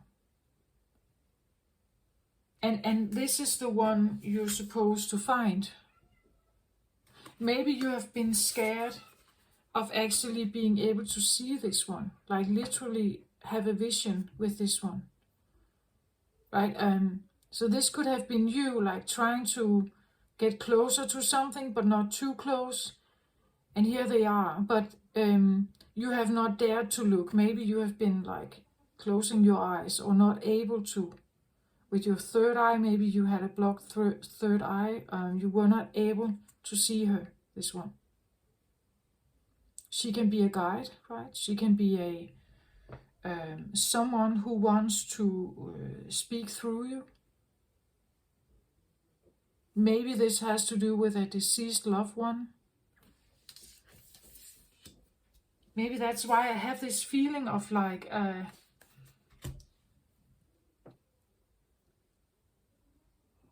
coming close to death, or almost tip over in another round. Like, am I tipping over in another round, and can I come back? There's something about that. Can I come back? What if I go there? Can I come back?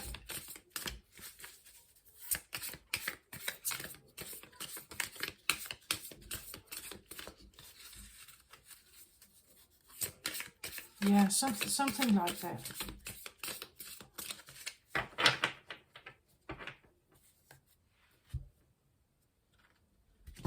Maybe this talks about like people, ancestors here.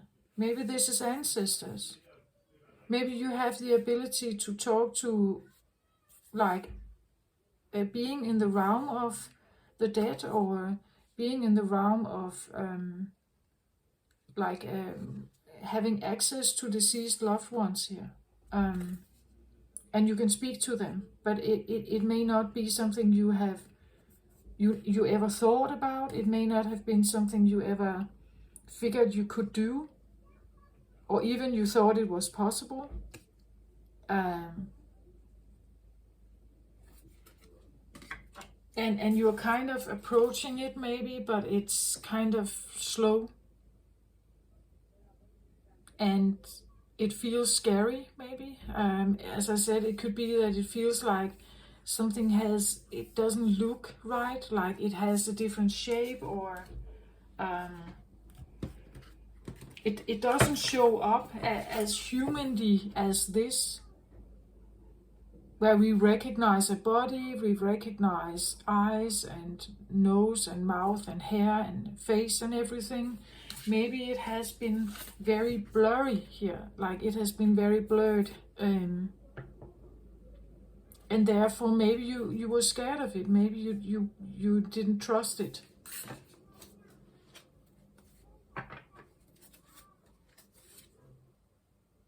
Five of Wands. Yeah, it's definitely something that has scared you, or it's something that has felt dangerous. Five of Wands talks about childhood trauma, or childhood issues, childhood fight, you could even say here. Maybe this is something you have been fighting off since childhood. Not wanting to look, perhaps. Not wanting to be curious, not wanting to look deeper. Because it showed itself as I said, this strange blurry face. Maybe it scared you.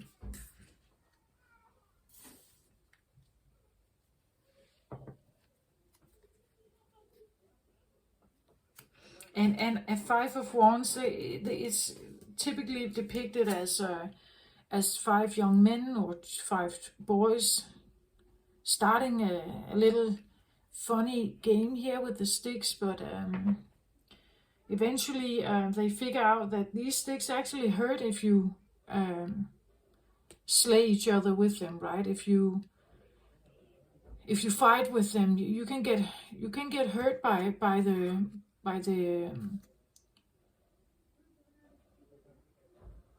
maybe even the fire of the wands. Wands energy is fire energy, so there can be an aggressiveness or the sense of force that is put behind the yielding of these sticks here, or these wands. So the aggressiveness or the power that has been with which these wands have been yielded, I want to say there's a realization that this can hurt me, right? So if I try to yield this power, it could hurt me, right? I could get killed maybe here. There's definitely a feeling of a potential losing myself, being overwhelmed by something to the point that I can't rise again. I can't defend myself against it. It could be the feeling that what if it takes over, like a ghost, right? A ghost that takes over my entire existence.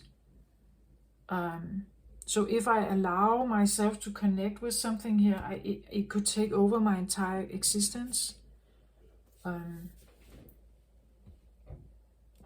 Maybe you have a like a deep-seated fear about this because you have almost experienced it when you were a child, maybe.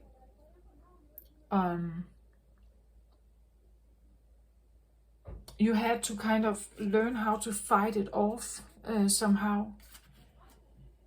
And it's interesting because the human life here on earth is not just consciousness, right? It's not enough on earth to just be consciousness, to just sit there and open your consciousness. We are trained, right, by our parents to become doers. We are trained to get up and get stuff done, right? You have to take care of your body. You have to learn stuff. You have to eat, right? You have to clean stuff. You have to do your homework. You have to get a job. You have to earn money. So this idea of just being someone who sits here and meditates and goes within this has not been prioritized in the world, right? We tend actually to rest too little, so the masculine side has been very promoted to be the one we could trust, the one we needed to trust, not the psychic abilities to look within and look deeper, and maybe this has been something you have been trying to fight off always, because it was not accepted, right? It was not something people liked. Maybe they were scared of it. Maybe they feared what you knew here, what you saw or what you knew. Maybe they feared it. Maybe you feared it.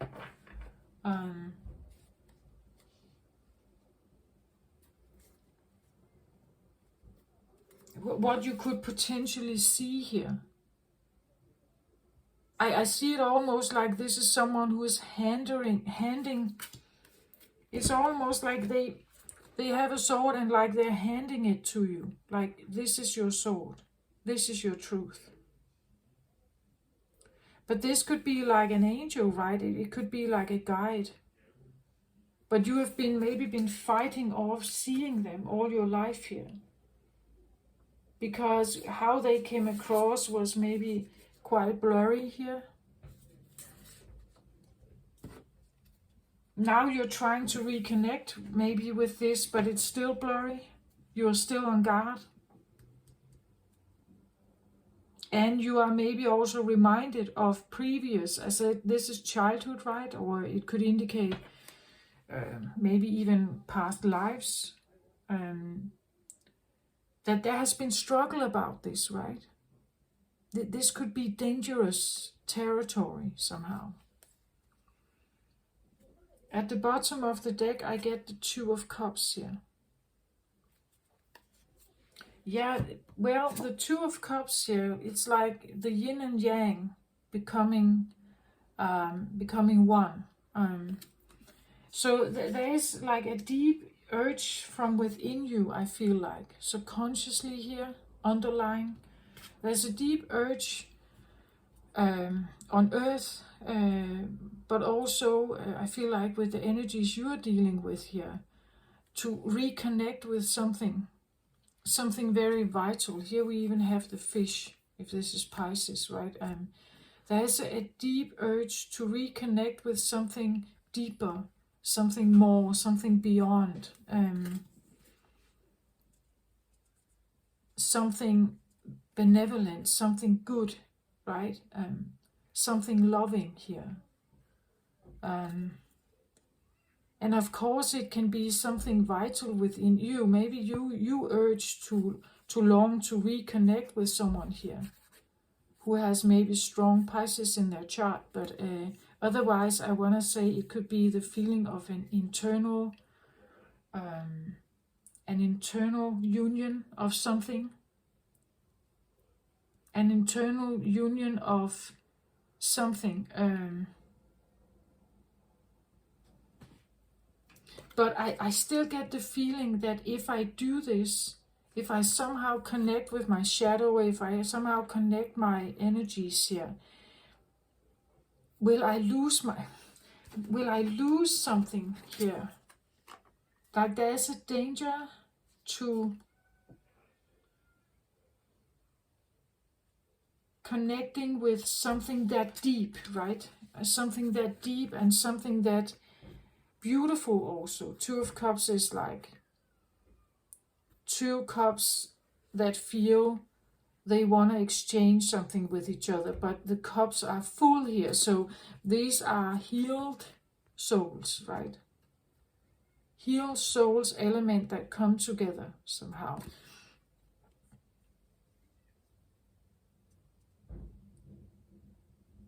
Again, a strong guidance here, right? Something guiding strongly here. Like a union of something. Very beautiful.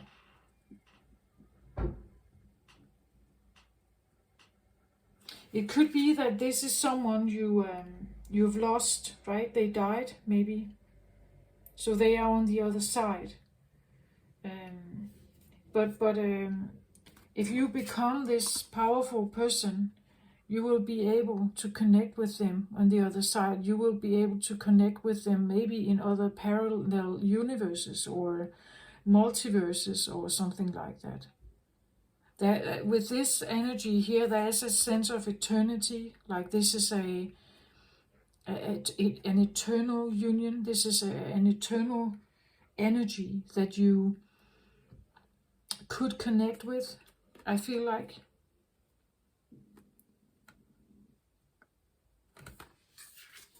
And maybe that's why it's wanting to come to the surface here. It wants to work with you somehow.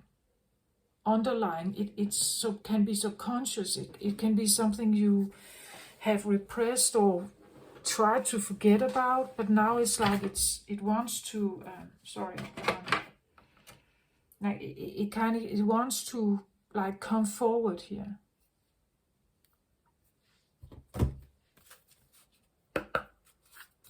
Now I'm going to take the final deck here. This is the Isis Oracle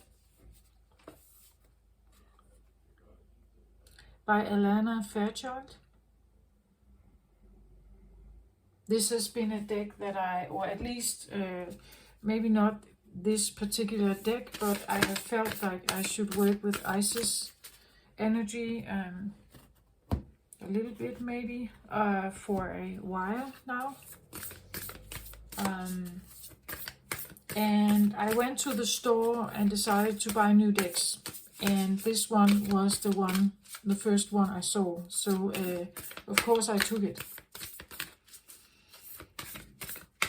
But again, if you remember what I told you in the beginning, Isis is the one who resembles her dead husband again and revives him. She revives her love, say, right? She revives her love somehow with some kind of, she's a goddess, right? She's a goddess. Well, we humans, we are not necessarily goddesses, are we? Or gods, but there could be this feeling that you're trying to do something that is different, or you do something about yourself maybe, or within yourself that is not normal, or it's, I don't know if it's otherworldly, but it's maybe regarded as a bit occult or different or shamanic or something.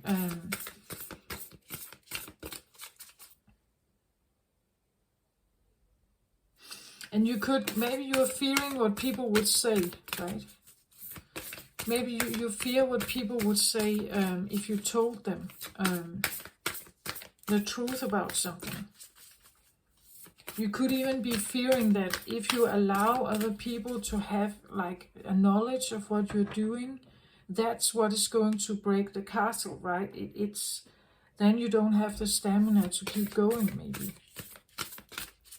for something, or keep like fitting the puzzle pieces together, and be patient, like to wait for the next one to show itself, right?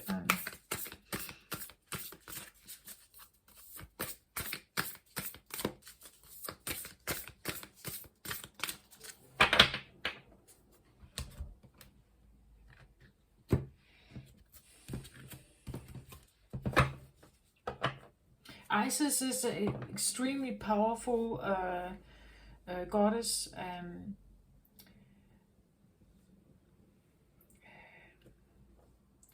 And when I sit and I hold the deck here, I really get like not just a kind motherly energy from her. I get also a warrior queen, right? She's the queen of fire.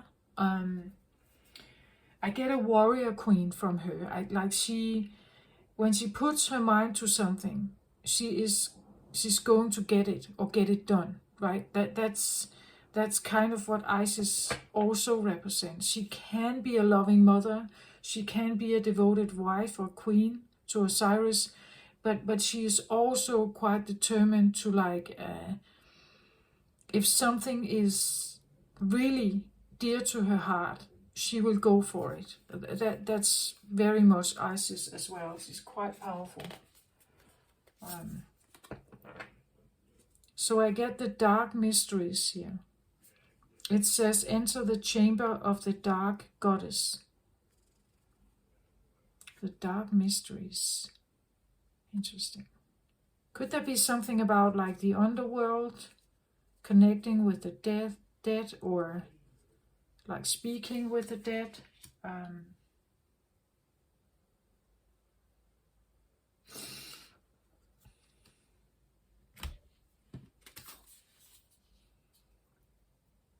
Again, there's something about this idea of like a shyness of hiding something, and then suddenly really standing there with the crown and everything, like owning something, from being puzzled or maybe curious about something, to literally owning it, like owning the fact that this is what you can do. You can do something here.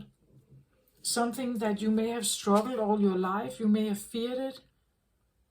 You may have feared if this is, again, let's say you could be a channeler for Isis or a similar like powerful goddess here.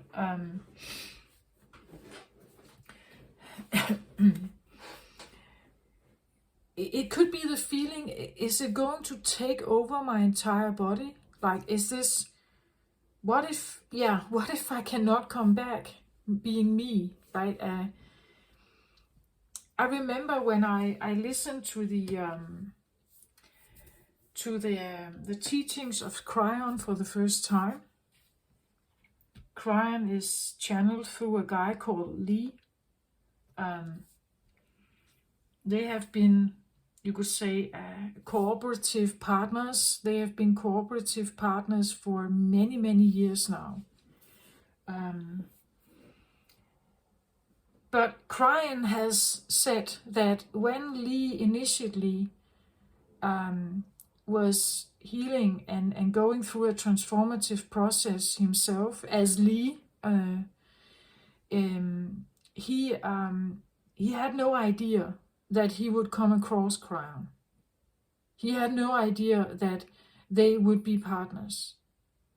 He had to surrender to the idea that this is safe and I can do this.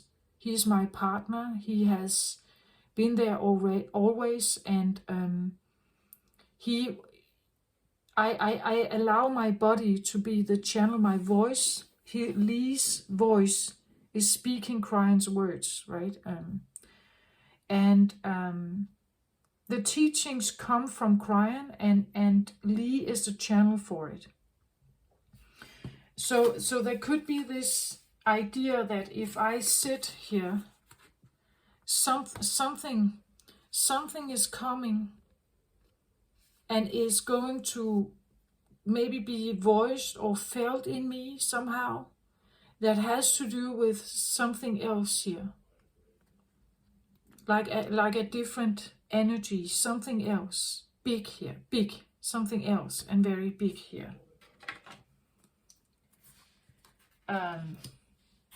At the bottom of the deck, I get Flower of Life.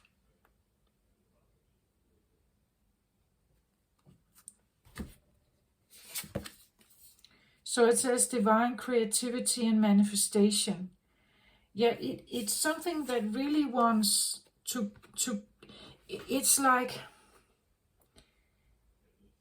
it's something that wants to benefit your life. I feel like it wants to connect with you so that you can have some of this divine creativity and manifestation. You will have abilities if you allow this process to occur, I think. But it is a process, a maturity process, I think. It has to, there may be fears that need to be overcome here to become the one who embraces some of these energies here. So let's have a look at the dark mysteries. It sounds a bit dark, doesn't it? Like,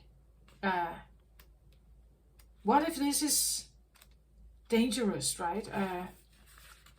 What if I'm on a path towards something that is evil, maybe even? That could be why you have like resistance here, or hesitation, or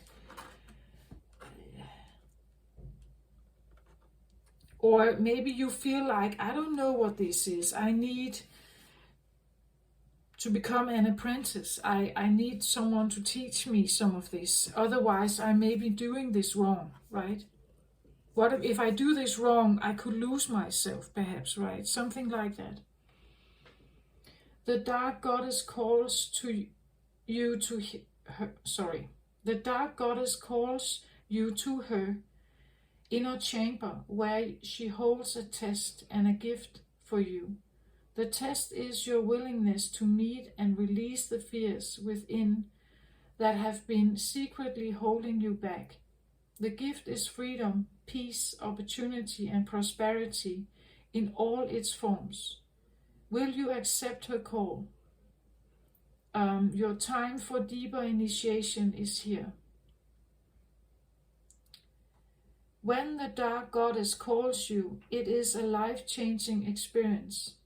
It is not always easy, but the rewards for those brave enough to answer her call and enter her inner chamber are tremendous indeed.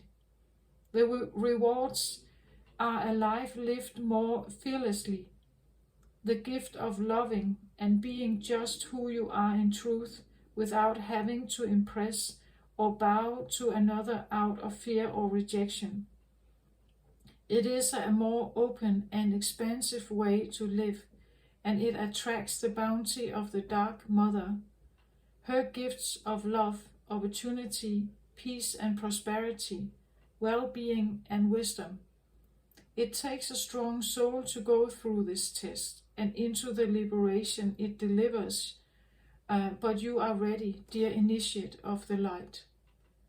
The Dark Goddess calls you to initiation when you have been working on your own shadow, bringing your whole self to light. During such times, we often need help, as shadow work can be uncomfortable, painful, and just quite difficult to undertake, as we are working with unconscious material, trying to bring it into the light of our conscious awareness. Working with the shadow, the parts of us that have been deemed unlovable, or the parts that seem too marvelous to actually be us, requires courage. The Dark Goddess will call you when your own shadow needs healing and integration, when something within is holding you back, when instead, if acknowledged and brought into the light of awareness, it could actually help you move forward. Often the shadow element that needs integration when the Dark Goddess is present is power in some form or other. It may be personal power, spiritual power, or your relationship to power that needs to change for you to blossom and for life and its gifts to manifest more abundantly for you. Becoming more powerful does not necessarily mean gaining more force. More often for advanced souls, it actually means surrendering your will into alignment with greater forces of divine will, allowing us to consciously participate in the flow of life, sensing the signs and nudges that lead us toward our greatest manifestation of soul this lifetime. Often when we are reclaiming our power and defining for ourselves what it is to be powerful, we are confronted with fears of loss, failure, abandonment, and rejection. It can be painful at times, but accepting and releasing the pain brings such deep relief and happiness to the self. It is good to confront these fears with a loving and firm approach, and be open to take risks in growing anyway. This is what Isis, as the Dark Goddess, teaches us: not to be afraid to go into the dark places and the difficult feelings within. They may seem ugly at first, yet if we allow ourselves to go there with these conscious awarenesses in place, we can realize that these parts of us just need love and acceptance. And those parts that we once reviled often blossom and turn into our greatest assets in a more conscious, helpful version of ourselves. We need radical trust to do this inner work and take her initiation.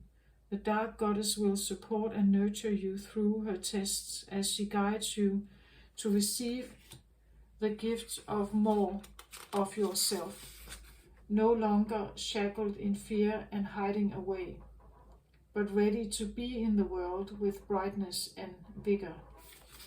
Yeah, Isis is said to be the mother of 10,000 faces. So the dark mysteries or the chamber of the dark goddess is just one part of her. But it's quite clear what we talk about here, right? There is seemingly some fears that needs to be released if you decide to enter the chamber of the dark goddess. But it seems like there is an invitation from her here to work with her, to accept some things about yourself, to really believe that you are so much bigger than you have anticipated, especially if you have been a scapegoat or have identified as a scapegoat.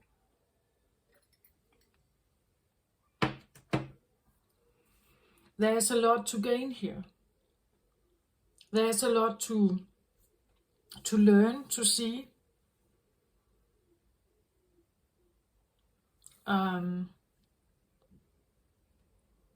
And maybe there's a voice. Maybe there's a voice here. Something that needs to be shared, something that needs to be said. The next card out, I get Lady of the Stars, Princess of Sirius. Sirius. Princess of Sirius. So there could be something about Iris is also connected to the dog star, which is Sirius. So if you feel like you have had a connection with that,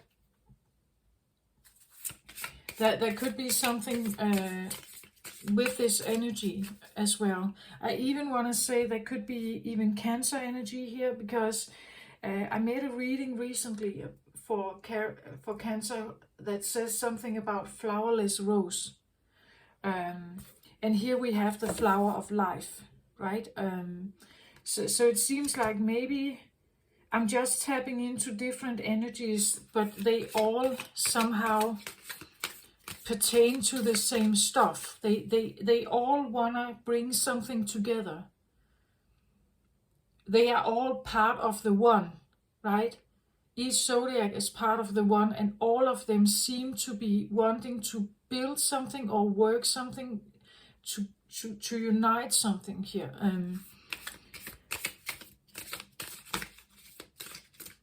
So take that how it resonates for you, right? My readings are not necessarily only for sun sign. You can take your moon sign, your rising, your Venus, your Mars, your even Jupiter, Neptune signs here, because I see them all as one. Our solar system with the different planets, they are all circling the sun. They are all just atoms of the one, the merging of everything. That's my personal belief, that the human existence is simply us walking as different atoms. Like I'm an atom. I have an energetic imprint, and I will have an opposite somewhere. Right? When I change my energy, if I ascend, my energy suddenly becomes different. My opposite will probably feel it. Or maybe they decide not to walk with me on that path. But then I suddenly become magnetic to something else. Right? You get my point, that I am just. That's what I feel like. I'm an atom. Like everything else existing on Earth is an atom. And all of us, all of it, wants to come together as one. That's what we long for, to come together as one. And doing your shadow work is a way of doing that. You become closer to your opposite. But you may have many opposites, right? You may, let's say you have a Leo sun sign, right? Then you have some kind of Aquarius energy that could really trick you, that could really ping you and trick you and make you reactive. Let's say you have a Virgo Venus, then you have a Pisces energy that could really trick you, or you get my point. It's like we have to face each of these different,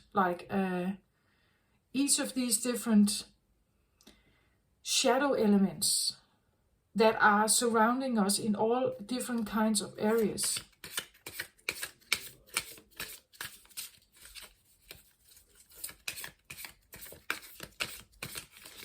I feel like I want one more card, please, on the dark mysteries here, or what does it involve? Can we get something about that? Is that too concrete maybe, or too detailed?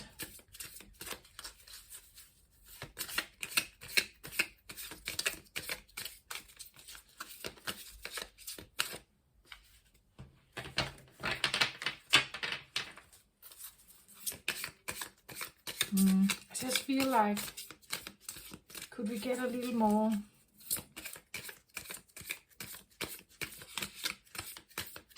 Because I get the feeling, don't go too quickly, don't go too slow, but don't hurry anything. It's important to do this right. Everything could shatter if I hurry something. I don't know if that's true or it's just your ego talking, but I just know the pyramid, right? It kind of fell and actually broke into a little bit of pieces, and not have that happen. Maybe it's all right literally to like take your time, don't hurry with anything.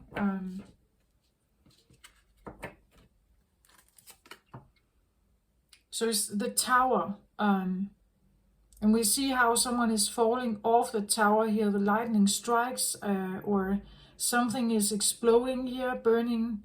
Everything is start falling. Yeah, something needs to be given up, I feel like. This could even talk about like a sense of like an ego death, right? That something needs to fall. Whatever tower you have built is not the castle you want to live in. That's almost what I feel like. It's not the castle you want to live in. It's also not a tower worthy of whatever you are also holding. I think it's not right for you, I think. Maybe you need to let the tower fall. At the bottom of the deck, I get the 8 of Swords.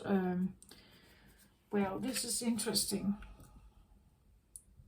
The 8 of Swords talks about being blindfolded, not knowing how to move forward, feeling trapped in something, or feeling you can't see a way out. We see her blindfolded here. As I said, there could be something you've been trying to look for something. Curiously, maybe a bit shy, maybe a bit terrified, but you haven't seemed to find the way out yet. Maybe this is an indication that you don't know how to make the tower fall. You don't know how to release that ego voice, perhaps. Because these are all swords. It could be ego voice, this. To give up your fear, perhaps. Maybe you don't know how to.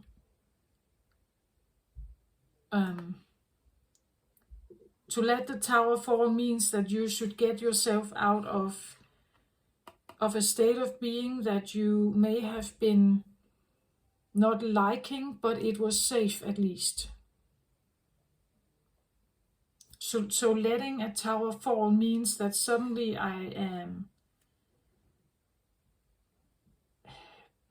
there's nothing protecting me.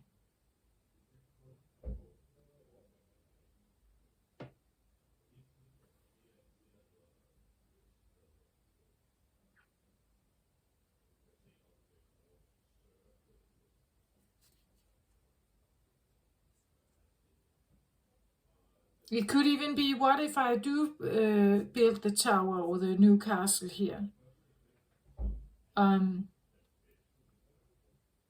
If I still don't have direction, if I still feel trapped in my mind somehow, how can this ever work? How can this ever be? Or that if I build my castle and it shatters, and I feel like it's because you do have some kind of experience with that you could lose potentially something here. A feeling of safety or a feeling of home, maybe. If I lose my home, I will be trapped in my mind again here, or I will go backwards. My ego will take over then. It's important that this is not happening. It's important that it's not happening. The ego cannot take over again. I've come this far, maybe, but now that I stand on the brink of this initiation, I may be fearing, what if I'm not strong enough? What if I can't uphold this? What if this falls to the ground again? And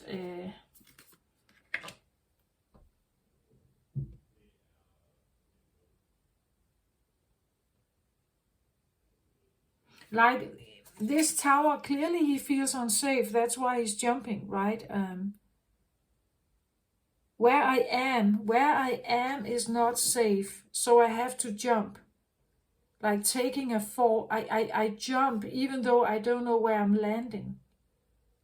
But maybe you rather want to do that than being trapped in the tower, top tower castle room here. So to get yourself out of an entrapment here means that maybe you need to allow something to happen here and jump. Just jump.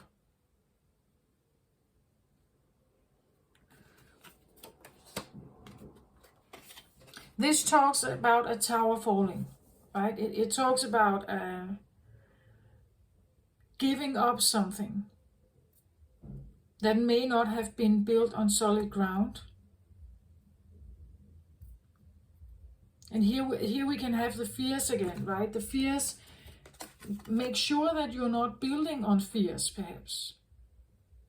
If you haven't released everything yet, don't start building until you have released everything.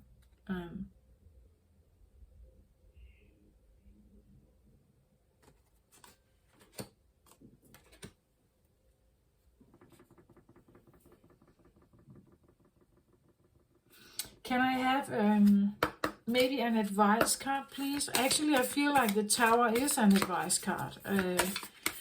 Don't start building something new unless you have really gotten all your fears out, or whatever this is here. The Five of Swords. Sorry, Five of Wands. Make sure you have faced everything before you start building, right?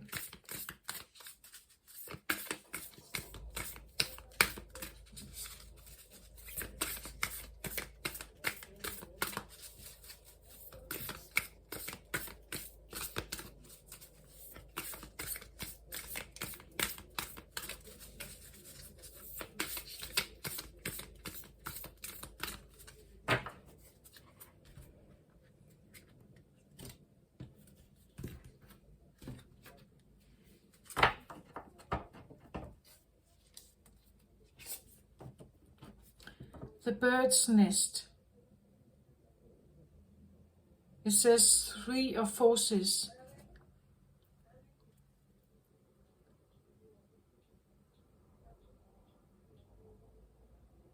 Well, the bird's nest here again. We have something about home, right? be mindful about what you're trying to build here. The Three of Forces, I want to say, it could be the feeling you need to join forces with someone. You need to join your knowledge with someone or something else. And maybe that's Isis or whoever this is for you. A long time ago, I felt a calling from, you could say, I was very into the film of Merlin and this entire universe of Camelot and Albion and the idea of Morgana being this kind of outcast princess, not really accepted, not really loved, never equal to Arthur and so on. And she turns with her bitterness into a very, like, you would say, dark high priestess. And at some point, very early on my spiritual journey here, I have been called towards her. Like, I really felt like a calling towards working with her. But it kind of scared me, actually. I wasn't quite sure I wanted to be able to connect with energy like that. I needed more healing, but now I see like a similar, the dark mysteries. I see a kind of a similar tendency of needing to go into darkness to work with light. We need to go in and fix some of this before we can work with the light. You see how the light is shining here in the background on this little bird and the small little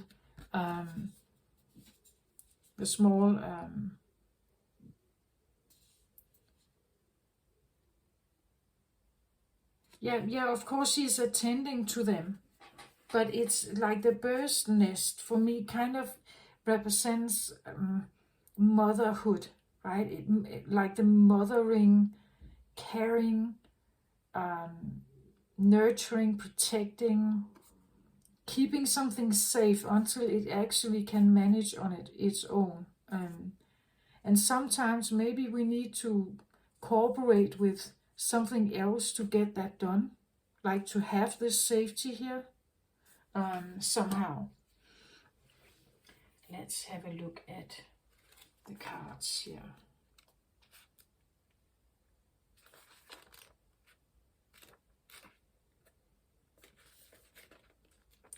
What the book says. But again, it tells me something about home. It tells me something about maybe having a fear of like building a new home, or you need to work with something else to have that new beginning or have that new safety somehow. Like maybe allow yourself to work with, maybe you need a teacher, right? Maybe you need to become an apprentice, or you the teacher is maybe literally the calling of someone here.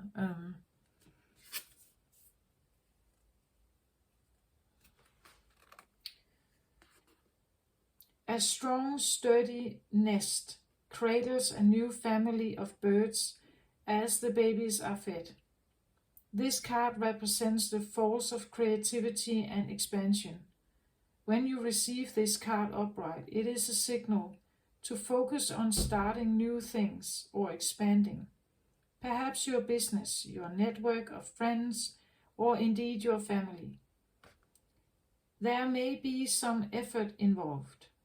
The nest has to be built, and you will need to be open to the additions coming your way. Children may be forthcoming. You may be renovating your home, or perhaps you will be hiring new employees or opening new business locations. Whatever it is, it will be well worth the effort, for the expansions you make will bring you great joy. Spiritual expansions may be in stone as well. May be in store as well. It's never too late to widen your network of spirit family, friends, and guides. The rewards of that kind of expansion are limitless.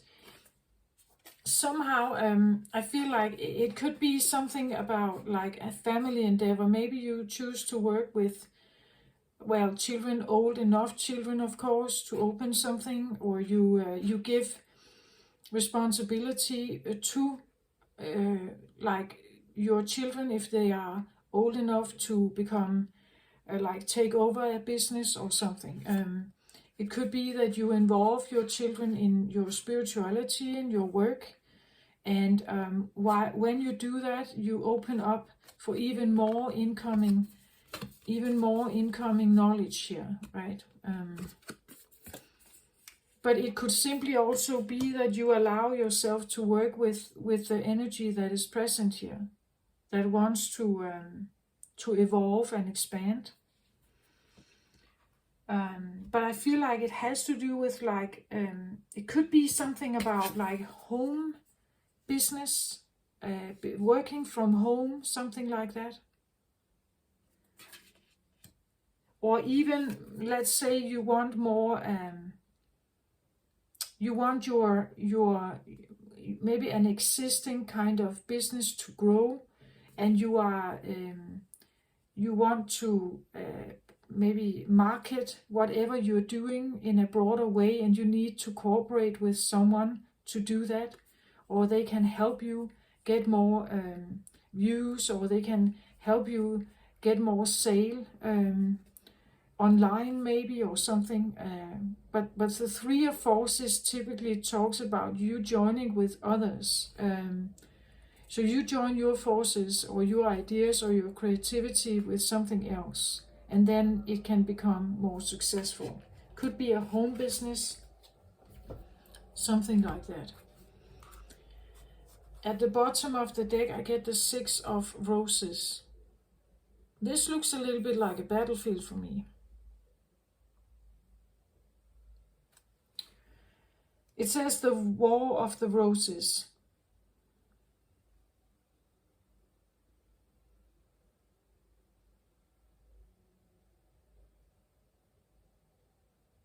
The War of the Roses. Interesting.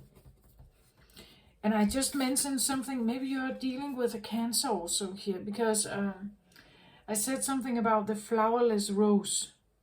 And there's a potential of reviving the flower of life here. And now we have the War of the Roses come up. And it seems a little bit like two armies standing in front of each other here. But it almost seems like one of them gave up, right? And have assumed a new color of flag. It's almost like when I see this, the War of Roses for me can be something like giving up your devotion to something to be devoted to something else.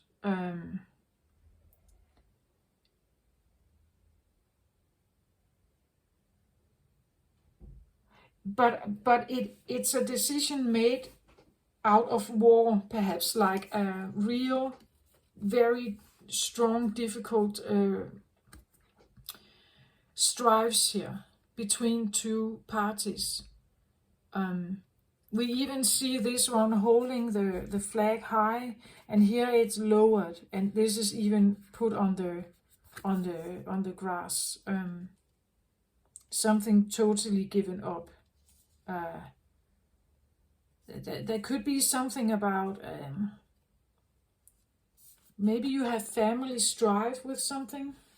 That could also be the bird's nest here, and the tower could indicate something about like maybe where you grew up was maybe not like the best place. Maybe there was war here, and you need to figure out to like create a new nest somewhere else. And here I'm not talking about just the idea of moving out or leaving home. I literally talk about like a redefinition of you. Not the one you were here somehow, or involved in whatever this is.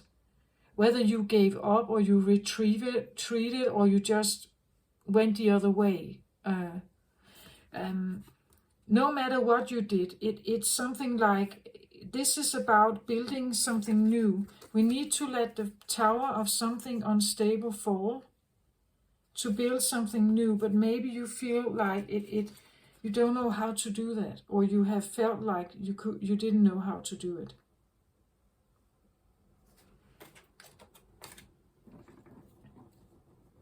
But somehow I still get the feeling, as I said earlier, something like you have to trust that there's something here with you that sees you as bigger, right? It sees you as more.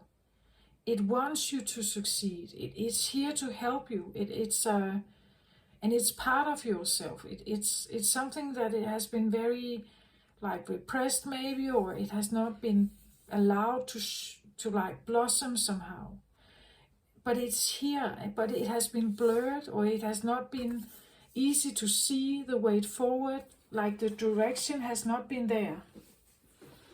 But I feel like it is here, but sometimes we need to like really choose our fights here. Is this even is this worth fighting for? Whatever this is. As I said, have you been devoted to something that shifted its flag?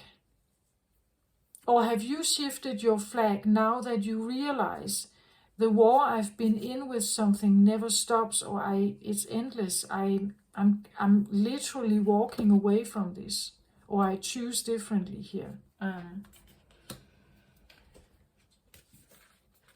It's not worth the fight, maybe. Right? Maybe you don't think it's worth the fight.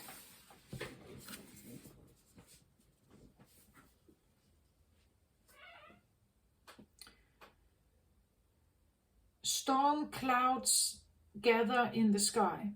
2 lines of mounted knights stand at the ready, facing each other across a clear field of battle. The left side carries the banner of the white rose. The right carries the red rose. This card depicts a war within a relationship or a battle within your heart about a relationship. Most often this relationship is romantic in nature, but this card could also refer to a co-worker, partner, boss, or family member. There could be power plays, and at the very least, there is a lack of reciprocity and communication. You are at an impasse. Your intuition or your spirit, the white rose, has told you that this experience is not a supportive one. But your passions, fears, and needs, the red rose, keep you from listening. You have tried to bring the two together, as indicated by the dirty flag with the combined white and red rose on the ground. But what's happening in this relationship is not compatible.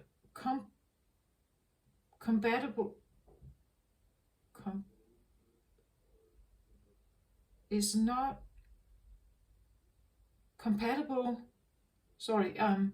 But what's happening in this relationship is not compatible with your spirit's view for you. So there you stand, your spirit and your passions, just watching and waiting. The situation is nothing less than karmic, and it is time to listen and take action. Awareness, vision, and self-honoring are required now for you to position yourself best and make plans to leave the battlefield. Close your eyes and see or sense a person with whom you have some type of relationship. It can be any relationship that's happening in your life. Imagine that person handling you a rose. Is the rose vibrant or withered, large or small, bright or dark, happy or sad? What message do you receive from that rose? Yeah, and I feel like it whatever you experience with the rose, it or what they are what kind of rose they are handing to you, it may tell you something about your home situation, like how did you grow up? What is your home situation like now? Right? What is your home situation like now, if this is a person you live with or is around you often, or has been a very important person in your life at some point? What kind of message do you get from them? What kind of rose do you get from them? Right? Because the rose they are willing to hand you, the rose they are willing to go out and look for to give you, is how they see you, right?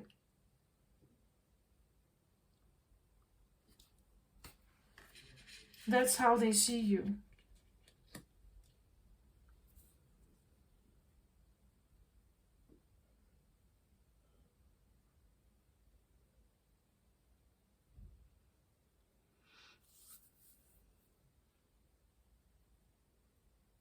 Yeah.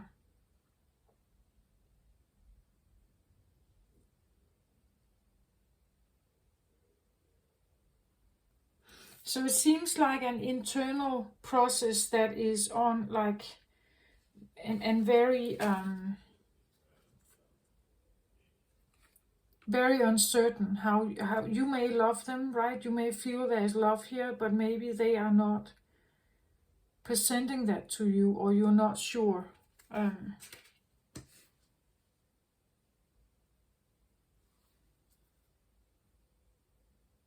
Maybe that's why the dark mistress is here, because finally you may need to realize something. Again, this idea of not play yourself small, right?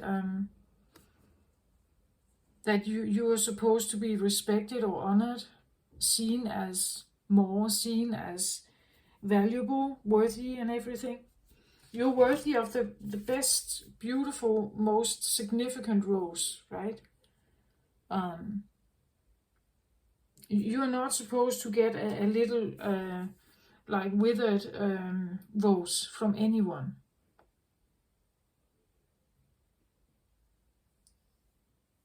So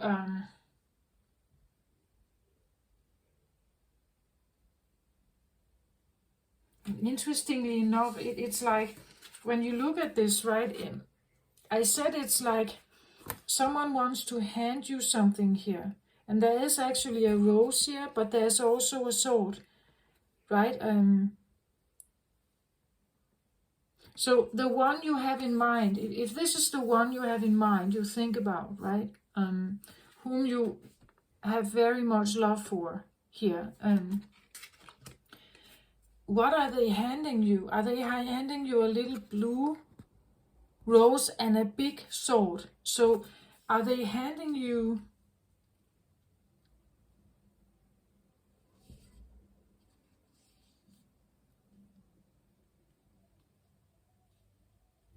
well, sword is truth, right?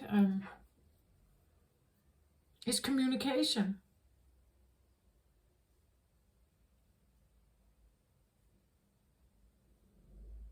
But is it like with every rose they give you, that comes a sword also? Like, so if you get a praise from someone, you also get a sword, like their truth. Maybe you get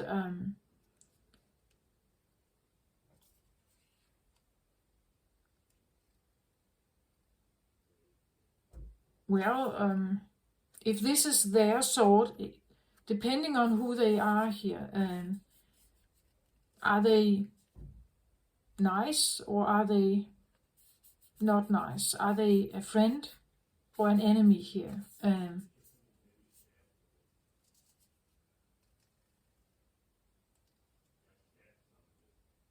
Have you been holding on to someone for too long, Virgo? Someone you feel like you have a great love for here, but it's like the rose they give you always comes with like big sort of, it's almost like an exchange situation. If I give you a rose, I also give you something else. And maybe that needs to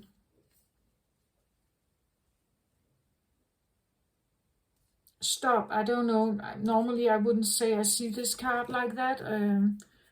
I don't think the book was talking about that either. Find and hold your power.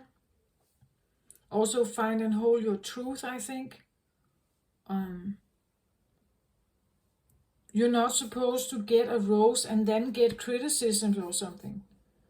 Or, yeah, I give you a rose and then I give you a lot of responsibility. Like, it's like feeling you get a rose and then something else also.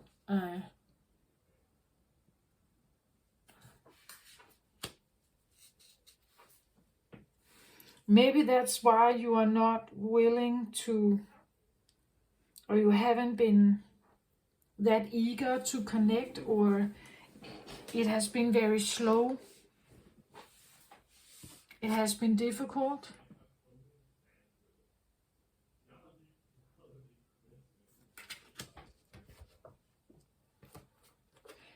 Well, when I see this card from the Gilded Tarot, it comes across as very cosmic for me, like the planets, the stars, this twinkling.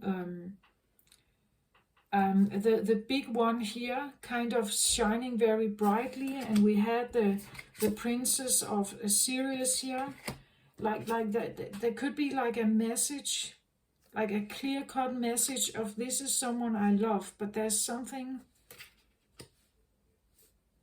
that seemed to have been a bit of a war here between maybe your passions and your fears and everything.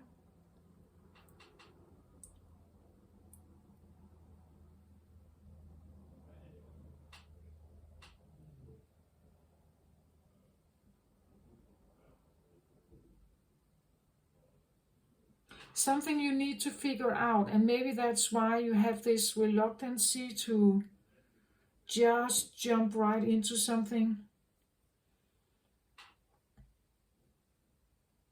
There could be the feeling that what if this is just another situation of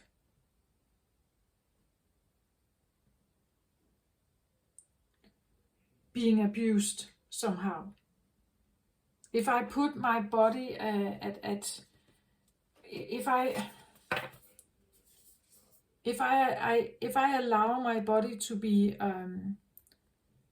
the channel of something, am I just not again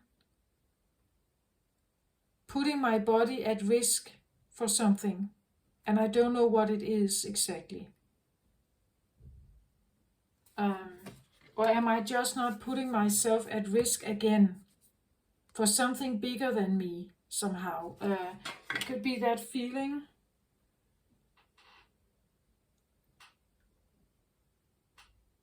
Let me get here. I want to read from the book. Normally I don't do that with tarot, but just feel like interesting here. I haven't read this book at all. So let's have a say here.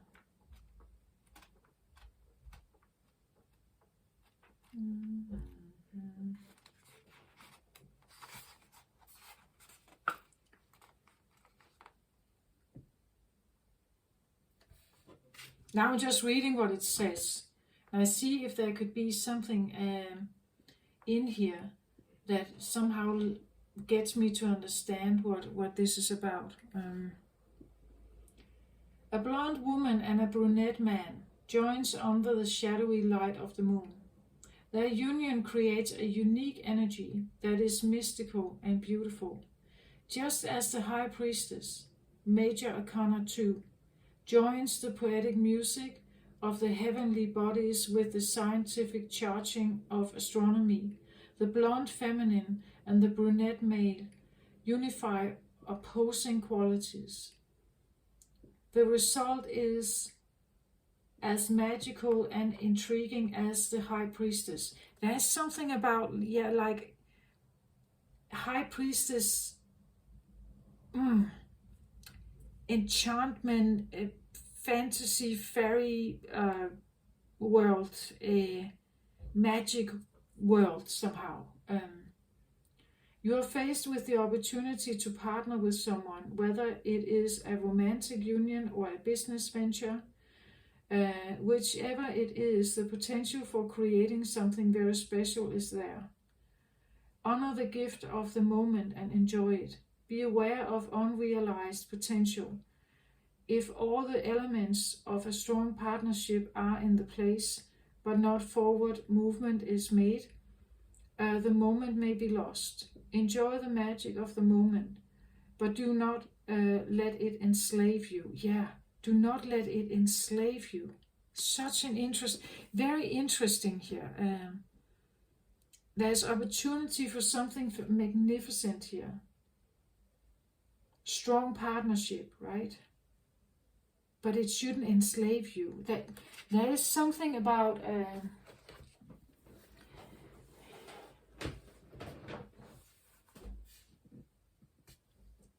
and that's why you worry, right? It's like you worry about something could potentially like endanger you. It could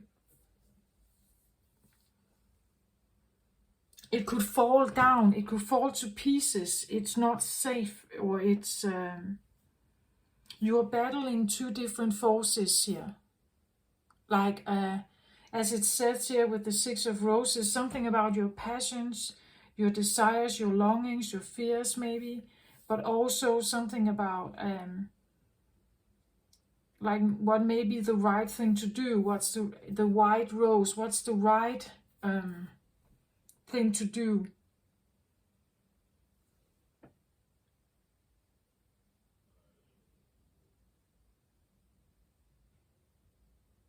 Because deep down, I just feel like you want something safe for you and your children, perhaps. For you or your closest family, or whatever this is, or what you regard as family. You want it to be safe. Up high here, where no one can come and get you.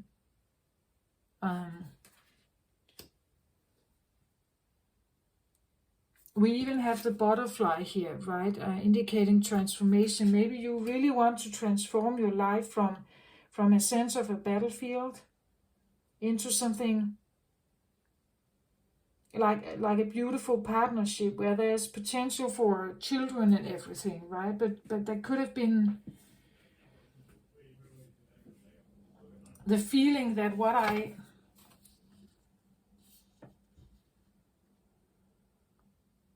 get, or what I get myself involved in, is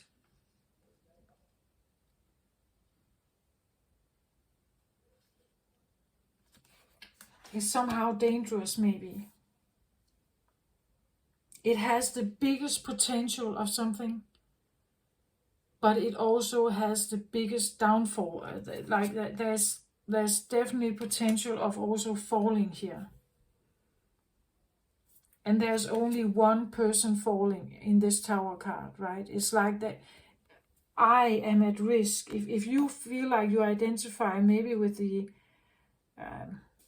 male aspect here, or the masculine aspect, there could be something potentially I could. And that, in regards to you and someone else, Pisces is the feminine aspect, Virgo is the masculine aspect, dealing with opposing energies. I've said that already earlier on in the reading. You could be dealing with a Pisces, right? And that it feels like a danger to you somehow.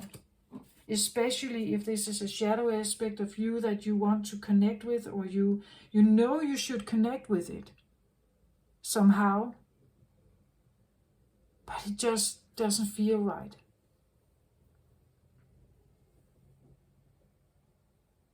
It feels too big, I think. Like the rose I get is great, but I get this big responsibility also somehow. And I'm not sure I want that. It's like something is here ready to hand you something, but there comes this big sword with it. Like a big message or a big initiation, a big start of something here, right? It's kind of blurry still, I think, for you. Maybe that's why it's hiding behind here. Or you're kind of still putting pieces together. Wanting to do it right, not rush anything.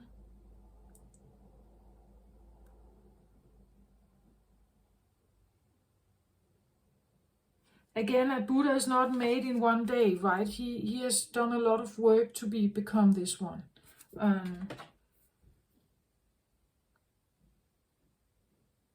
It could even be that if you know you will be up against a high priestess here somehow, you have to be ready, right? Like you have to be a similar strong energy. You have to be prepared. You can come in with like trauma, childhood trauma here. You have to become as equally as strong as them.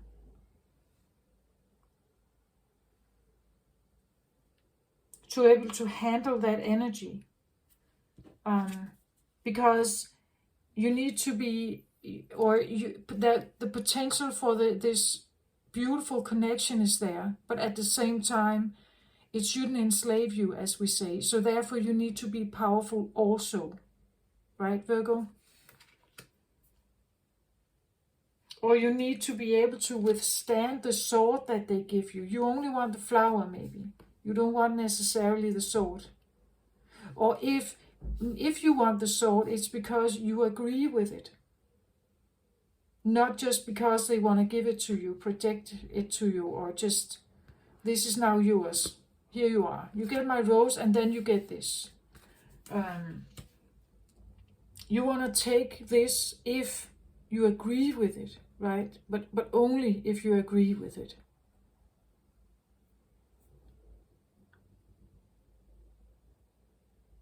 There could be, like opposing energy somehow, and it makes you a bit scared. Or you just know I have to do this right, I have to approach right. I have to like make small steps towards something. Or small doses of something. I can't just jump right in. If I jump right in, again, if I'm dealing with a high priestess, I could, especially high priestess of the dark mysteries here, then I could potentially lose myself. I could become enslaved by it. That's what I feel like. There's something about, what if it takes over my entire existence and I no longer have control over my body? What if I become a slave to something here that is maybe otherworldly even, or it's psychic, it's what if I can't come back? Yeah, there's something about that. What if I can't come back, or I can't exit? I can't run from it, or I can't escape it.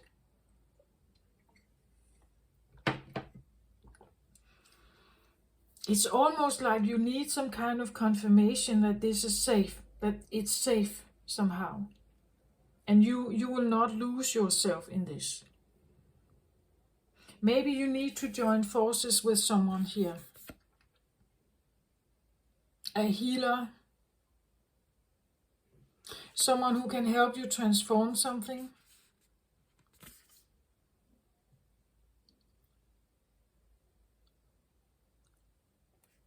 Maybe you need a new place to live, right? Maybe you need like a new environment or something.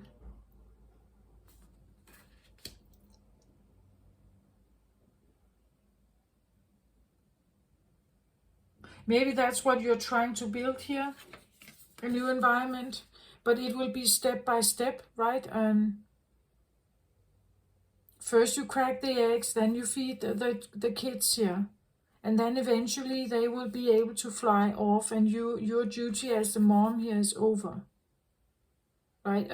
Or maybe not over, but they become less intense.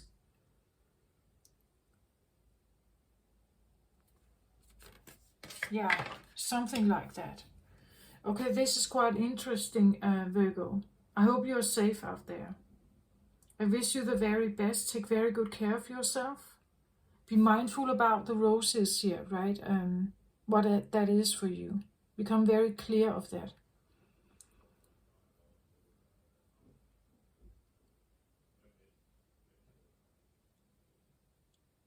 Yeah. I also want to say never ever let anyone downplay you. No matter how much passion you have for them. Because it can entrap you, right? It can enslave you into something that you don't want to be in.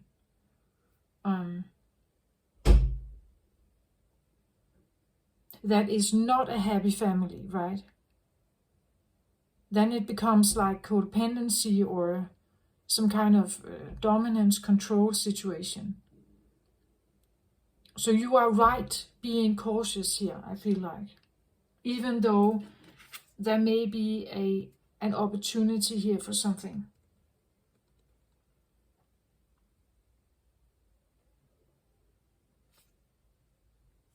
But the things you are considering,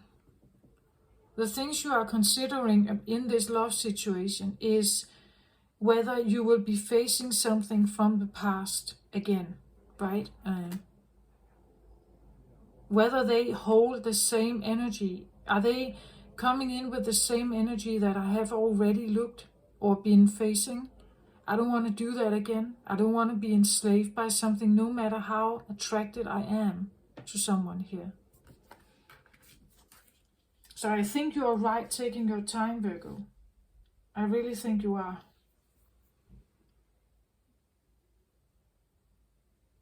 Do that and grow your power, right? Grow your confidence. The yellow here. Grow your confidence. Concentrate on that. That I really want to say to you.